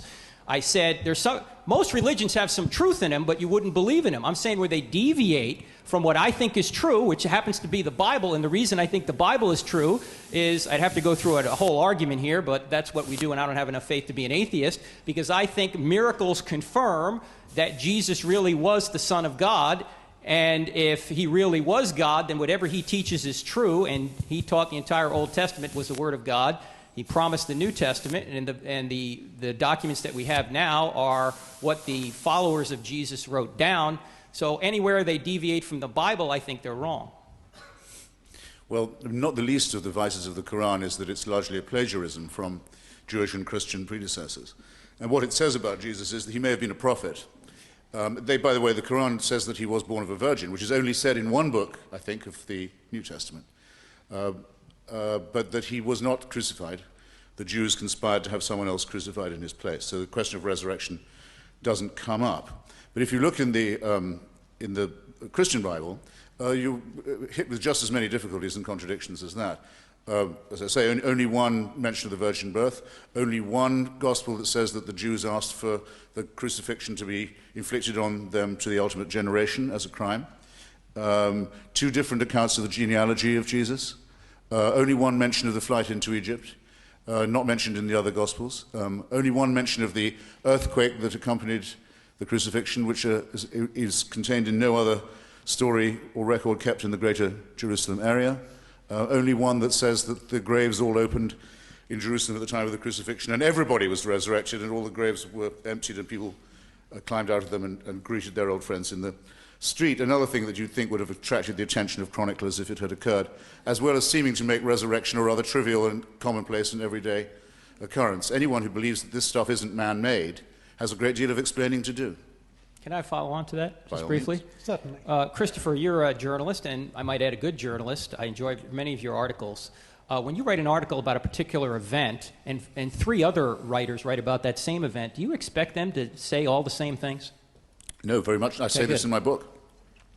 That's why I don't What's the believe. point? That's why. But I'm not asking people to believe that if they don't follow my account, they can't be saved, and indeed may be condemned. So you have no knowledge of what ought to be an axiom, really, or at any rate a very strong injunction. Extraordinary claims should require pretty extraordinary evidence. And how do you define that? And these extraordinary claims have no non-contradictory eyewitness attestation of any kind at all. They can quite safely be dismissed as belonging to the prehistoric There are era. 84 details in the book of Acts alone from chapter 13 to the end of the book that have been verified as eyewitness testimony by Roman historian Colin Hemmer. 84 details, eyewitness details, only could have been known by an eyewitness. The Acts of the Apostles. Yes. There's no independent, none of the Gospels are written by anyone who was an eyewitness or present at the time of the supposed life of Jesus of Nazareth. John? No. John wasn't there. These are full of later accretions. That's why they're so full of contradiction. Well, we could have a whole other debate, but you can get his book. No and my one's book. been able to date the Gospels to anything like closer than about 20 years after the supposed events. That's a long, long time in which a rumor could get started. Takes at least 2 generations for... Let's now Okay, move to the next question from the audience. Hi, I'm not really sure how to phrase this question, so just bear with me. Either can answer. But how do you explain biblical prophecies? How do you, like the fact that the Old Testament, thousands and thousands of years before Jesus Christ entered into the world, how is it that they prophesied when he was going to come, how he was going to enter into the world, where he was going to be born, how he was going to die, who was going to crucify him, who he would be crucified with, where he would be crucified. I've got no problem with it. And the fact that he rose from the dead 3 days later. How do you explain that that was prophesied thousands of years before it actually happened? I personally just want to know. Well, but not all those events are as precisely foretold. That's why the Jews, in whose book these premonitions or foreshadowings occur, do not believe the Messiah has yet made his appearance. They are, in my submission, quite right to be doing that, though I think they're wasting their time waiting as well. Just to give you one example, it is said in the King James Version of the Bible, the one that was hammered together in England in the early 1600s by a committee, the best book ever written by a committee, certainly the best written, but nonetheless the work of many inexpert hands translating from earlier Greek and Hebrew work, say a virgin will conceive. It's in Isaiah. In fact, the word in Hebrew is alma, which simply means young woman. It doesn't make any reference to virginity at all. The other prophecies that are promised to the relevant king in that section of Isaiah, all of them fail to come true, even in the action as described in that book of Isaiah. However, the New Testament, you'll have to notice when you read it, says when, for example, Jesus goes to Jerusalem riding on a donkey, it says, "Thus it was fulfilled, as Scripture had foretold, that the Son of Man will come on an ass. Well, if you know what the prophecy is, and if you want people to think you're fulfilling it, you can just say, well, that's what we'll do, we'll produce a donkey. But that's not exactly seeing a prophecy come true. That's reverse engineering and self-fulfilling prophecy. I actually agree with Christopher on that. Jesus also prophesies that he will come back in the lifetime of those who are his listeners and auditors, and that is the prophecy. Actually, Chris, that's not true. In Matthew 24, he's predicting he would come back in judgment on Jerusalem, not that he would come back in that generation. Secondly, I agree with you on some of these can be contrived, like coming in on a donkey. I understand that, but there are some, like he will be both God and man, and that he will come, the Lord you seek will come to your temple in Malachi 3. Also the fact, well, I guess that could be contrived too. Yes. But I correct myself here. However, please make it brief. Brief. Isaiah 53. Go read Isaiah 53 for yourself. And we have chapter 13 in our book that goes into this. Read Isaiah 53, which is known to have been written well prior to Jesus. In fact, it was one of the Dead Sea Scrolls that was discovered, probably the most incredible scroll, 24 feet long. The entire book of Isaiah dated from at least 100 BC. When you read Isaiah 53, you will see how that points forward to Jesus. One other thing, if you want a book on this, Dr. Michael Brown has written a book. He's a Messianic Jew on this. It has to do with Old Testament prophecy. So there's a lot more to this than we can deal with in a 1-minute response. Yes, I want to continue the nautical metaphor. I suspect you two are like ships passing in the night, because the topic of debate is which better explains reality, theism or atheism. But neither of you have told us what you take reality to consist of. So this is a question for both of the speakers. What is your conception of reality? Does it in particular include angels? Does it include the devil? Does it include immortal souls? Does it include demons and spirits? Or does it not include those things? What for you is the furniture of reality? Well, I would agree with, obviously, if I believe the Bible, I agree with all those things you just mentioned. But when I was thinking about this debate, reality, the first thing you got to start with is the classic question: if there is no God, why is there something rather than nothing? So we start there, and then we move forward from that. Then we went into the fine-tuning of the universe, how the universe is precisely tweaked, and then we talked about the specified complexity in life and the moral law and the order and immaterial reality known as the laws of logic and mathematics. I think all those things are real. I think morality's real. I think mathematics are real. I think the laws of logic are real. I think theism better explains that than does atheism. So that's why I keep asking Christopher, how did the universe come into existence? Where does morality come from if you're a materialist? Where do the laws of logic come from if you're a materialist? I haven't heard many answers yet. See, you'd do better if you said that since there are such things as angels and demons and evil spirits as you believe, you'd need a God for them to be true. And I think you'd be right. You'd be on much safer ground. How could that be happening? How could Jesus of Nazareth make a cluster of devils leave a madman and go into a herd of pigs that would then commit suicide? A wondrous miracle, if ever I've heard of one. If there was no supernatural dimension, if there was no God. That's the only place, by the way. In order to believe that, you would have to believe in the supernatural, but I think I did say, perhaps I should have spent more time saying so, that I'm a materialist, and I do not believe there is a supernatural or paranormal dimension to existence. He doesn't believe that, but there are immaterial realities. He just used one, the laws of logic. Where does that come from? Let's move to the next question. A question for Christopher. Do you believe in moral absolutism, absolute right and wrong? Well, the best known example of this is what's known as the Golden Rule, that seems to be common to all societies.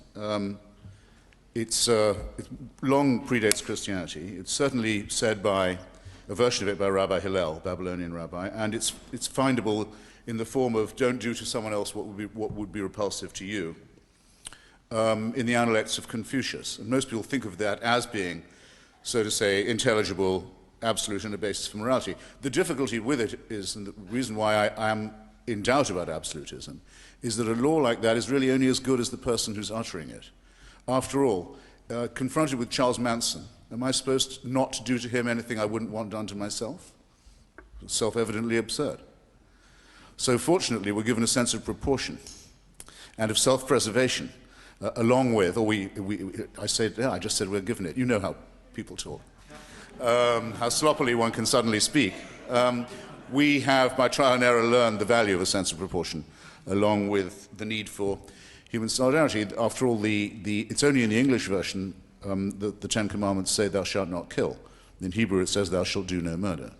Then the question is, which killing is murder, which is not? I'm willing to spend all night talking about whether or not the fetus is a human thing, entity, or not. And also, even if it is, whether and in what circumstances it would be lawful to take its life. I very much doubt that anyone will come up with an absolute on that. But I think we would all know what the perils of the relative were as well. So negotiating this is why we need things that are actually, when put into practice, by no means immaterial. Things like logic.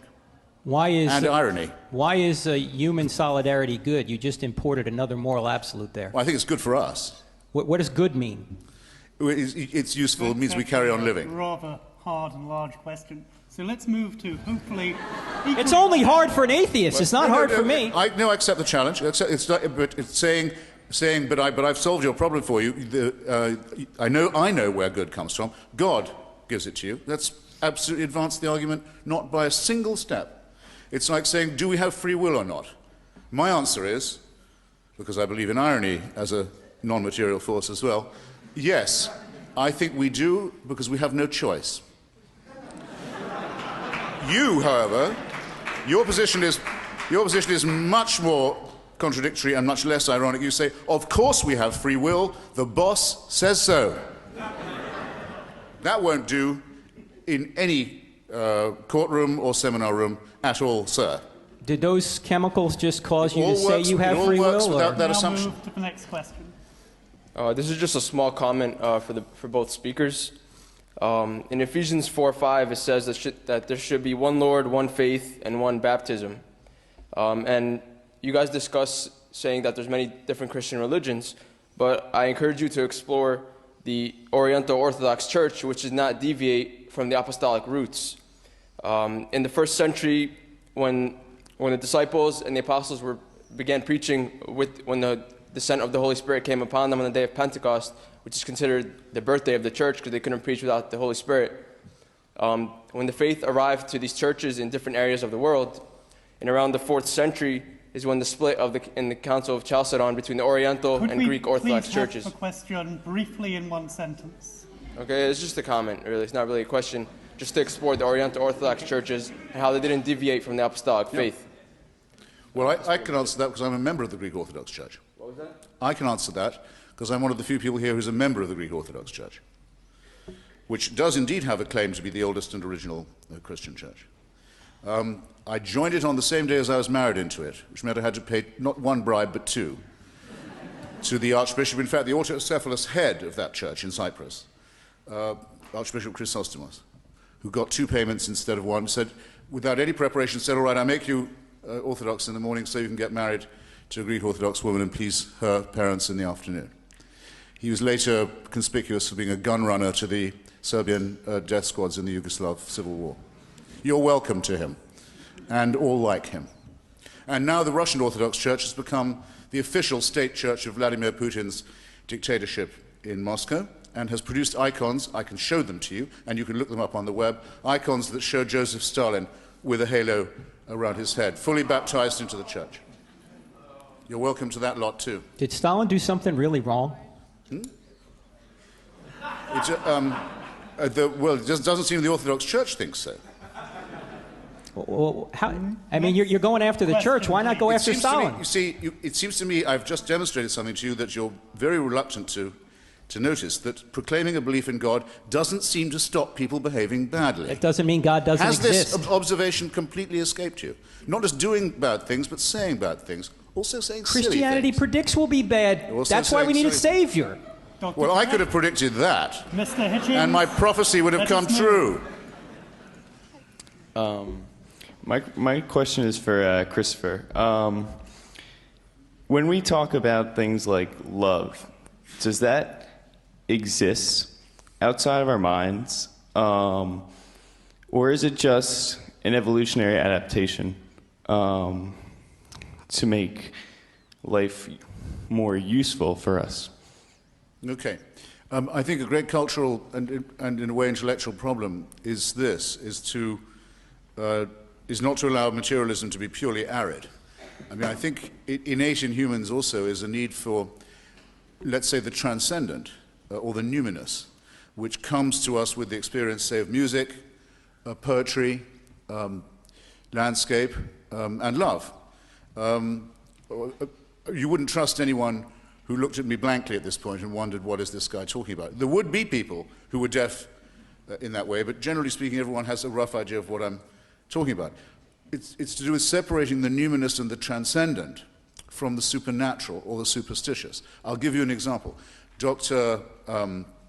Frank Collins, who I was talking to you about earlier, the Christian supervisor of the Human Genome Project, wonderful guy, he says in his book that he's an outdoorsman. He went hiking somewhere in the Pacific Northwest, I think, and in the wilderness, on some brilliant crystal clear day, he came across a frozen waterfall, which had frozen in 3 streams, 3.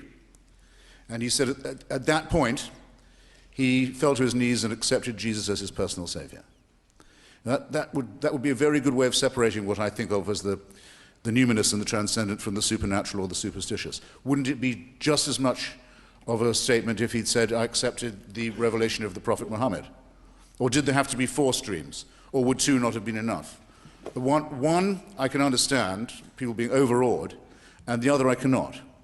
So that's the way I would try and resolve this emotional discrepancy. Well, you know there's a transcendent out there. That's what you just said, Christopher. But there's only 2 choices: the law of non-contradiction, or law of the excluded middle, I should say. It's either natural or supernatural. There's no in between, and it's either chemicals or it's not chemicals.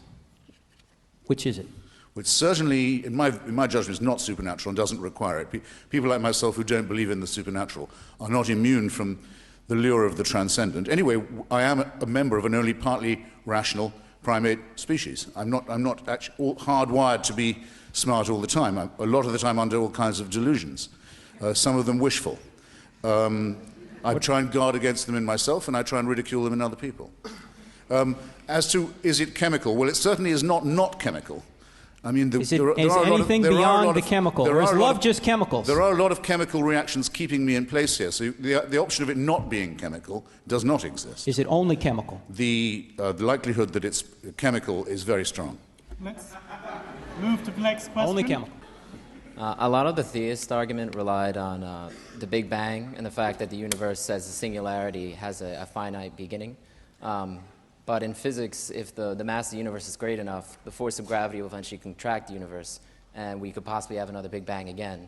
If that's the case, what's your explanation for the need for a creator in an infinite universe? Because the universe can't be infinite due to the second law of thermodynamics. The second law of thermodynamics will not allow the universe to collapse back and go back and forth unendingly. I'll give you an example. If I were to take a basketball right now here and drop it, how high would it drop, or how high would it bounce again? Would it bounce as high as I dropped it from? No, it's going to lose energy every time until ultimately it's going to peter out. Secondly, you get older, you start to lose your train of the WMAP satellite, which was put up in 2003, as Christopher pointed out rightly, discovered that the universe is now accelerating and it will expand forever. So, at least through the scientific evidence at this point. Thirdly, time had a beginning, according to Einstein, and you can't traverse an infinite number of moments. If there were an infinite number of moments before today, today never would have gotten here. So, time had a beginning as well. So, the universe is not eternal, therefore it needs a cause outside itself, and as I mentioned before, that cause must be spaceless, timeless, and immaterial, and also personal, to go from a state of non-existence to a state of existence. But according to you, sir, the Creator isn't bound by these thermodynamic laws, because when I pointed out the immanence of nothingness a while ago, you did say, maybe God wants that so he can begin all over again. And maybe he does. The Creator is not bound by the second law of thermodynamics. If this being exists, you're free to attribute any quality to him that you like. No, what I'm saying is just that you claim to know his mind. That's the bit where I part company with you. If God wants the universe to ultimately peter out, he can do that. But if he wants to intervene and stop it, he can also do that as well, and that's what Revelation 22 says. Yeah, but that's not the second law of thermodynamics, is it? So why do you bother with the thermodynamics? What is not the second law of thermodynamics? The second law of thermodynamics helps establish that there was a creator. To get to the Bible, you have to go through several steps and see if there were miracles after the first one. And if Jesus really did rise from the dead, then whatever he teaches, since he's God, is true. But then you just misled, you've given a misleading answer to the gentleman. You said, no, it couldn't happen. What couldn't happen? There couldn't be another Big Bang. There could if the Creator According to wanted it. the current laws of nature. Let us move to our very Natural law. patient audience members. Which mean nothing to you. This question is for Christopher. You said you're an intelligent primate, and I just wanted to know, do intelligent primates have souls? And if so, what happens when you die? I actually think, I hope I said I was a member of an intelligent primate species. I wouldn't want to push myself forward. One could have a soul and not an afterlife. There could be an afterlife and no God. There could be a God and no afterlife. The likeliest thing, it seems to me, is that death is final. No, I didn't say that means. It doesn't mean there's no soul. I seem to operate without that assumption. But I would use the word soulless in a way aesthetically as a pejorative. And I find the use of transcendental and numinous terms to be occasionally gratifying. Now we have 4 minutes for questions, which allows us 3 brief questions and 3 brief responses. And then we will turn to the closing statements. Yeah. Oh, I don't know about you, Frank. I would yield my closing statement time to allow more questioners because there are so many hands up, have been up for so long. I do have a closing statement I need to make. Oh, all right. That's okay? Well, I'll yield mine. We have an additional 5 minutes for questions. Thank you. The title of this is What Best Explains Reality, perhaps following the previous questioner. The United Nations, I believe, starting with Pakistan, Pakistan tried to have a resolution that made the criticism of religion unacceptable. I just would quickly want to get particularly Mr. Hitchens' response to that, and also because you did write the introduction to Sir Kingsley Amos's book on everyday drinking, what's your favorite drink? In reverse order then, Johnny Walker Black Label with Perrier as the delivery system. But no ice. Ice can be a mistake.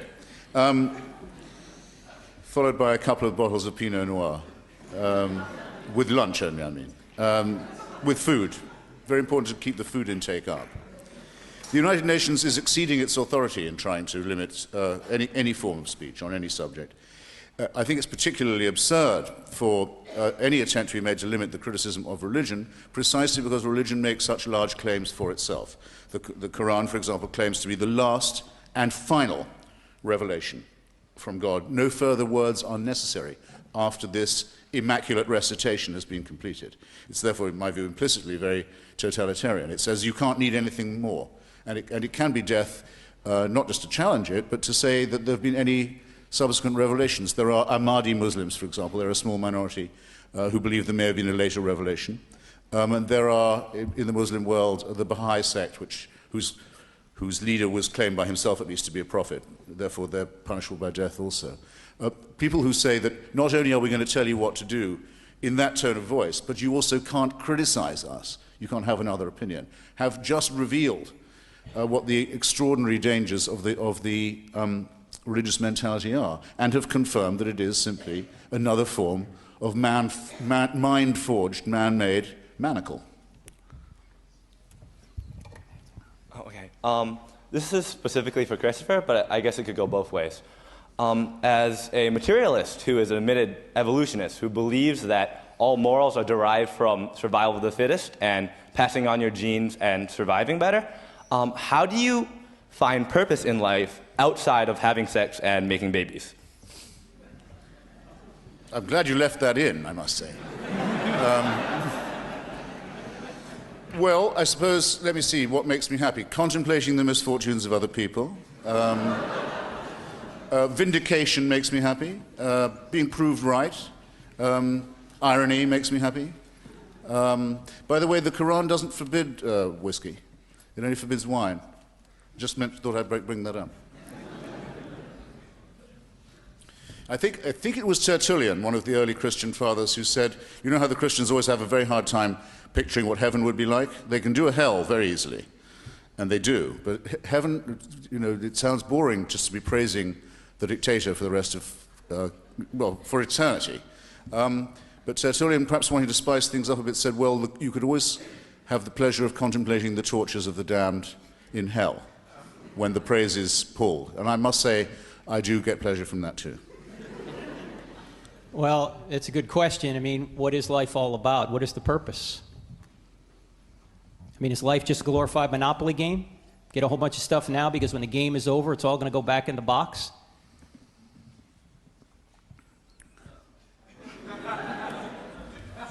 I think there's more to it than that. This question is for Frank. If Christianity is based in personal faith and demonstrates the defying of physical laws in science, why do you use scientific evidence based in the objective physical realm to explain it? Where's your physical evidence? I don't know if I followed the question. Christianity isn't necessarily based on faith. That's what I said before. You have to have belief in before you get to belief that. That's interesting. I'm sorry, believe that before you get to belief in. I said it backwards. You have to believe that God exists before you put your trust in him. Lord, I believe, help thou my unbelief. I've heard it said very often that you have to have faith in order to believe. You can't derive faith from evidence. It would be too easy. It's two different kinds of faith, Christopher, as I mentioned. It's called the leap. The problem is you have to keep on making that leap. Let us move now to the next question. Thank you, Mr. Hitchens, Please. Dr. Turek. Hi, my question's for Christopher. If you believe in no moral absolutes, do you believe in consequences for whatever is relatively wrong? Because if there are no eternal consequences, and like let's say I was to find it, like when you're saying human solidarity, can you expand on that and kind of explain why something is wrong? Because if people's wrong and right are different, then where's their point? What consequences are there?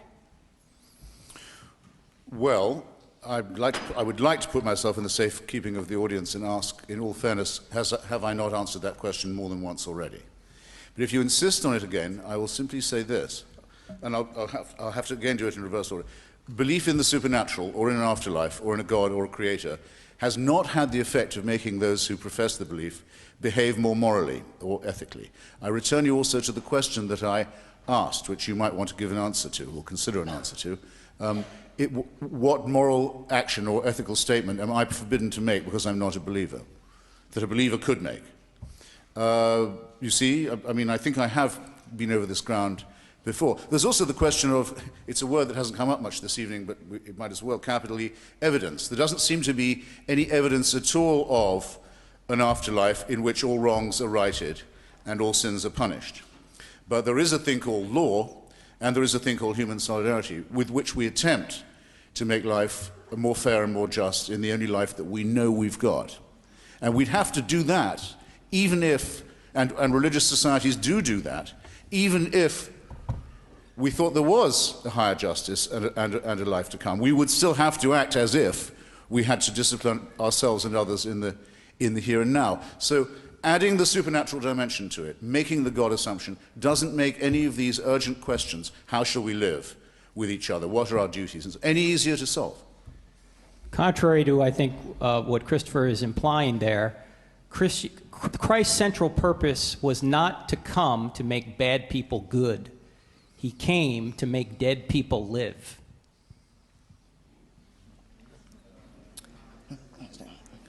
Mr. Hitchens, I was just wondering, do you believe that religion has some origin in the need for political leaders in early human civilization to instill a fear and sense of authority in the ruled classes? Well, there is a functional and also a functionalist and man-made element to religion isn't doubted by anyone, certainly not by Frank Turek. He would say about the Aztec priesthood, that's all it was a means of coercion by the ruling class and a means of terrifying others and a means of making them believe that there was a priesthood that could control things like eclipses or heal things like plagues. Yes, of course. When anyone looks at anyone else's religion, they see the trick being pulled easily. Everyone in this room is an atheist. There's not one of you who isn't. You don't believe in the Temple of Diana at Ephesus. You don't believe in the Egyptian Thor. You don't believe in Odin. You don't believe in Huatzicapotl or the other Aztec gods. None of you do. You're all atheists as far as that's concerned. Some of you believe that one of these is okay and is true. I just say that I'll go you one better and say I'll be an atheist and I'll be a consistent one. I'm not an atheist. I mean, I don't believe in Zeus or any of those other gods because all those other gods were inside the world. We have evidence that suggests that there's a being outside the world that created the universe. That's why I believe in him. We have time for one final question before Dr. Turek's closing statement. Usher, choose wisely.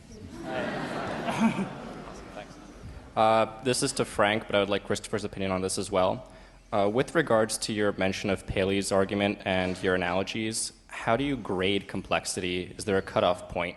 And does it ever seem like you're taking credit away from the chaotic nature of chance and giving it to God?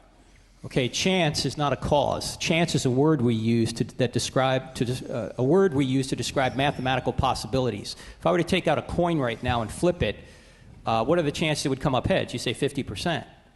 But what causes it to come up heads? Is it chance? No, chance doesn't do anything. What causes it to come up heads is the amount of force I put in it, the wind in the room, how high it is. If we could calculate all of those forces with precision, we could predict 100% every time whether it's going to come up heads or tails. So chance doesn't do anybody any good.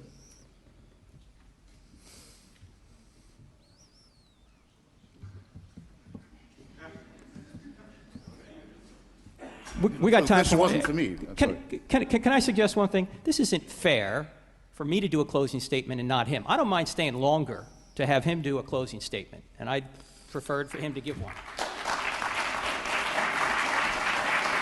And secondly, I'll stay for a few more questions if you want, if Christopher will as well. No. Okay, I got them to beg. First law of show business, keep them wanting more. I don't want to stay any later because I'm extremely tired and have a very early start in the morning. But I do want to, and also the moment is coming when I won't be nice to anyone who hasn't got a receipt, because this is America and I have product to move. Go ahead. Look, so I think if you want a closing statement from me, I'll keep it very brief. I haven't had, this will be, I can't remember now how many public events this would count as. No one has even attempted to answer my central question, which is this. Why is there any reason to believe that I must be a less ethical person or have less morality available to me? Because I do not believe in a supernatural dictatorship. Why am I not just an atheist? In other words, I don't believe there was a prime mover or any need to believe in it. In other words, there is nothing left unexplained if that assumption is not made. That's why I'm an atheist. Why am I an atheist? Because I don't believe there has been a revelation of God. I don't believe he's ever shown himself to us. I think that the books in which this is claimed to have occurred are self-evidently man-made and show many, many signs of contradiction, of fabrication, of myth and legend, and of having been, as H.L. Mencken bluntly puts it, tampered with, and also because they cannot all be true, and they set people at odds with each other. I was once told by I was asked a question in turn by a famous religious broadcaster on the air. He said, you have to imagine the following. You are in a strange city, and it's late in the evening, and you don't know anyone, and you don't know your way around, and the night is coming on, and you see coming towards you a group of men. Now he says, you must answer this question. He said, do you feel better or worse, happier or less happy, safer or less safe, once you know that these men are coming from a prayer meeting? In my book, I try and answer the question. I say, well, just without leaving the letter B, I have been in those circumstances in the following cities: Belfast, Beirut, Bombay, Baghdad, and one other. Let's just do the first four. If anyone's ever spent any time in Belfast, they'd know right away to try and find a place of hiding and safety if they were caught on the streets when the churches were letting people out at dusk. Or there's hardly been a non-religious murder in Belfast in the last 30 years. It's a very dangerous place to be once the religious are abroad, especially if it's gangs of men, as specified in the question. Everything about Beirut could be absolutely wonderful. It's a jewel of a city on the eastern end of the Mediterranean. It's the capital of a wonderful country that has all kinds of resources and all kinds of attractions. And it's been, for decades, a hellhole because of the confessional system that insists that political power is allocated only to people who can show that they're members of a faith. It doesn't particularly matter in the Lebanese constitution which faith. There's a pecking order, but it has to be confessional. And as a result, Lebanon is retarded in its development, unsafe at almost any time of day, most especially when the churches and the mosques are letting people out onto the street. That's when to be most careful. To say that this was true in Belgrade, and to say what effect religion had in the breakup of Yugoslavia, there is no ethnic difference between being a Serb and a Croat, for example, none whatever.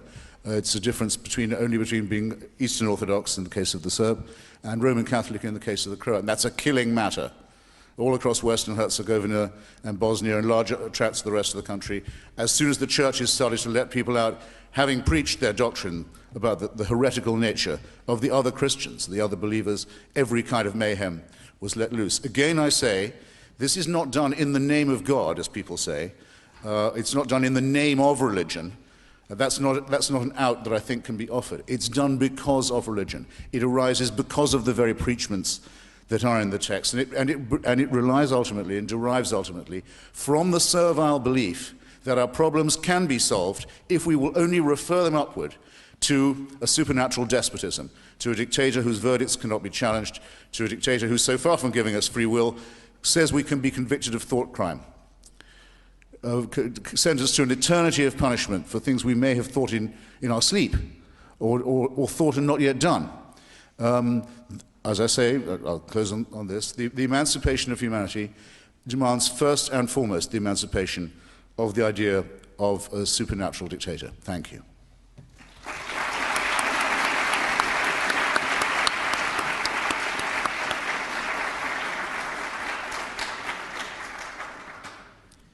Thanks for hanging out, folks. I know it's late. I'll try and be brief. I'll go into Jersey mode. First of all, thank you very much. And I just want to point out one thing. I agree with a lot of Christopher's book, but if you look at the tone of his book, if you had to sum it up in one phrase, it would be this: there is no God, and I hate him. Christopher calls himself an anti-theist. He's not an atheist, he's an anti-theist.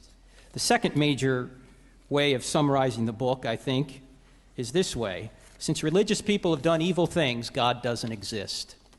In logic, that's called a non sequitur. It doesn't follow. Of course we all do evil things. I do evil things. That doesn't mean God doesn't exist. In fact, I agree with Christopher on many things. I think many religious people have behaved terribly. I think many religious beliefs are false and can't be justified. I don't think you need to believe in God to know basic right and wrong or to be moral. I'm just saying that atheists can't justify morality. You don't need the Bible or any other religious book to know basic right and wrong. So I agree with Christopher on many of these things. But none of these things, or none of the things he's brought up today, no arguments, are really arguments against the existence of God. God could still exist even if all of Christopher's complaints and assertions are true. In fact, I've given evidence that God does exist, I think. Now, some of you may not be persuaded by that. That's okay. There's a difference between proof and persuasion. It's up to you whether you think it's persuasive. Also, the title of this book, God is not great, how religion poisons everything. Actually, religion doesn't poison everything. Everything poisons religion. I poison religion because I don't live up to the pure words of Christ. I admit it. And what Christopher does is he conflates all religions and say, because the Muslims are committing jihad and the folks in Belfast are doing evil and the folks in Baghdad are doing evil and even Christians are doing evil, that means there's no truth in religion? Bad theology doesn't mean there isn't good theology. You can't conflate all religions and say that none of them are true just because people do evil things. I am a hypocrite. And when people say to me, I can't go to church because all those hypocrites down there, I always say, come on down, pal, we got room for one more. That's what the church is. It's a hospital for sinners. It's not a country club for saints. I'll never be perfect. That's why Christ had to come. Now, as Christopher admits, his disbelief is really not in his head, but in his heart. It's not that there's no evidence for God, so that he can't believe. It's that despite the evidence, he won't believe. He says that he rebels against the divine dictatorship. He just mentioned that. He keeps calling God immoral and tyrannical. The problem for Christopher is that there's no immorality or tyranny if atheism is true. Atheism affords Christopher no objective moral standard by which to judge anything immoral or tyrannical, including all the sins of religious people, circumcision, sexual restrictions, the crusades, suicide bombings. All you can say is these people had bad molecules. He has to borrow objective morality from the theistic worldview in order to argue against it. He has to assume God in order to deny him. He has to sit in God's lap to slap his face. Christopher is like the man in a restaurant who is eating a meal, and because he doesn't like the food, claims that the chef doesn't exist.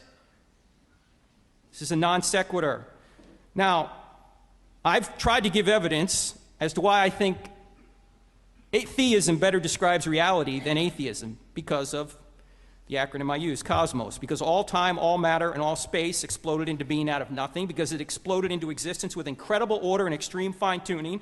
Because life and the genetic code are the result of intelligence. Because there are objective immaterial moral values. Because objective immaterial realities such as reason, the laws of logic, and mathematics exist, which enable us to investigate the world through science in this orderly universe. And because a crucified man from an obscure village became the most influential person in human history through his resurrection from the dead. You know, Christopher hasn't given us any real reason to believe atheism is true or to describe reality. He's given no atheistic explanation for how things that we know exist, where they came from. No explanation for the universe, fine-tuning of life, the genetic code, morality, reason, math, science, and we can add human freedom to that if we want. Instead of evidence, Christopher has provided speculation, faith, and ignored the issues completely. That's why I don't have enough faith to be an atheist, and why theism, I think, better explains reality than atheism. I want to point out one other thing. We had a question a minute ago about the meaning of life. Christopher says in his book that the sacrifice of Christ is immoral. Again, using the language of morality. But is sacrifice really immoral?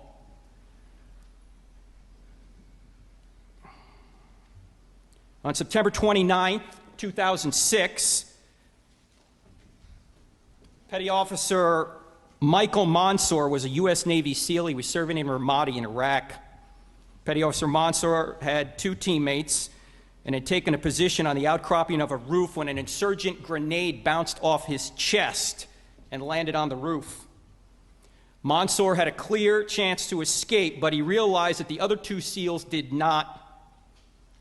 In that terrible moment, he had two options. He could save himself or save his friends. For Petty Officer Mansour, this was no choice at all. He threw himself on the grenade and absorbed the blast with his body. He died 30 minutes later.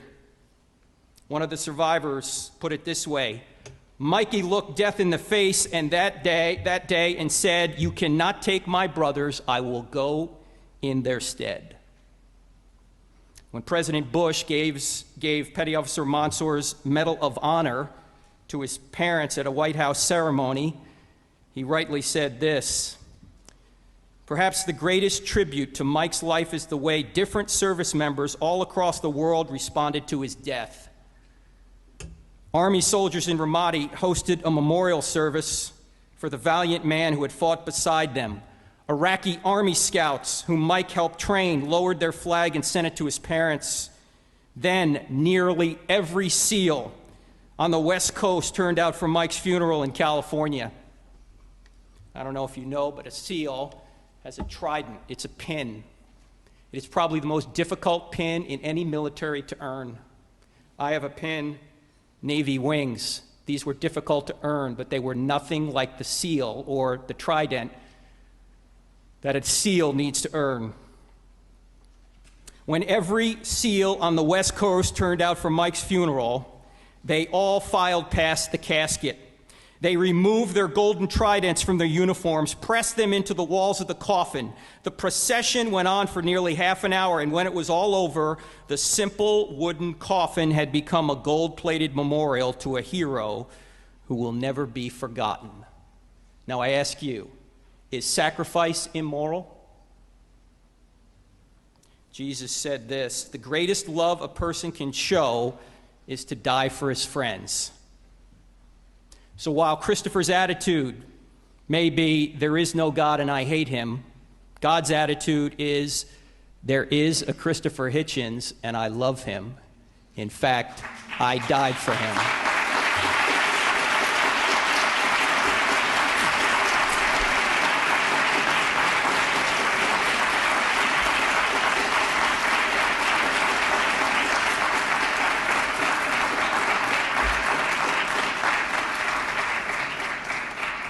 And now, let us thank both of our speakers.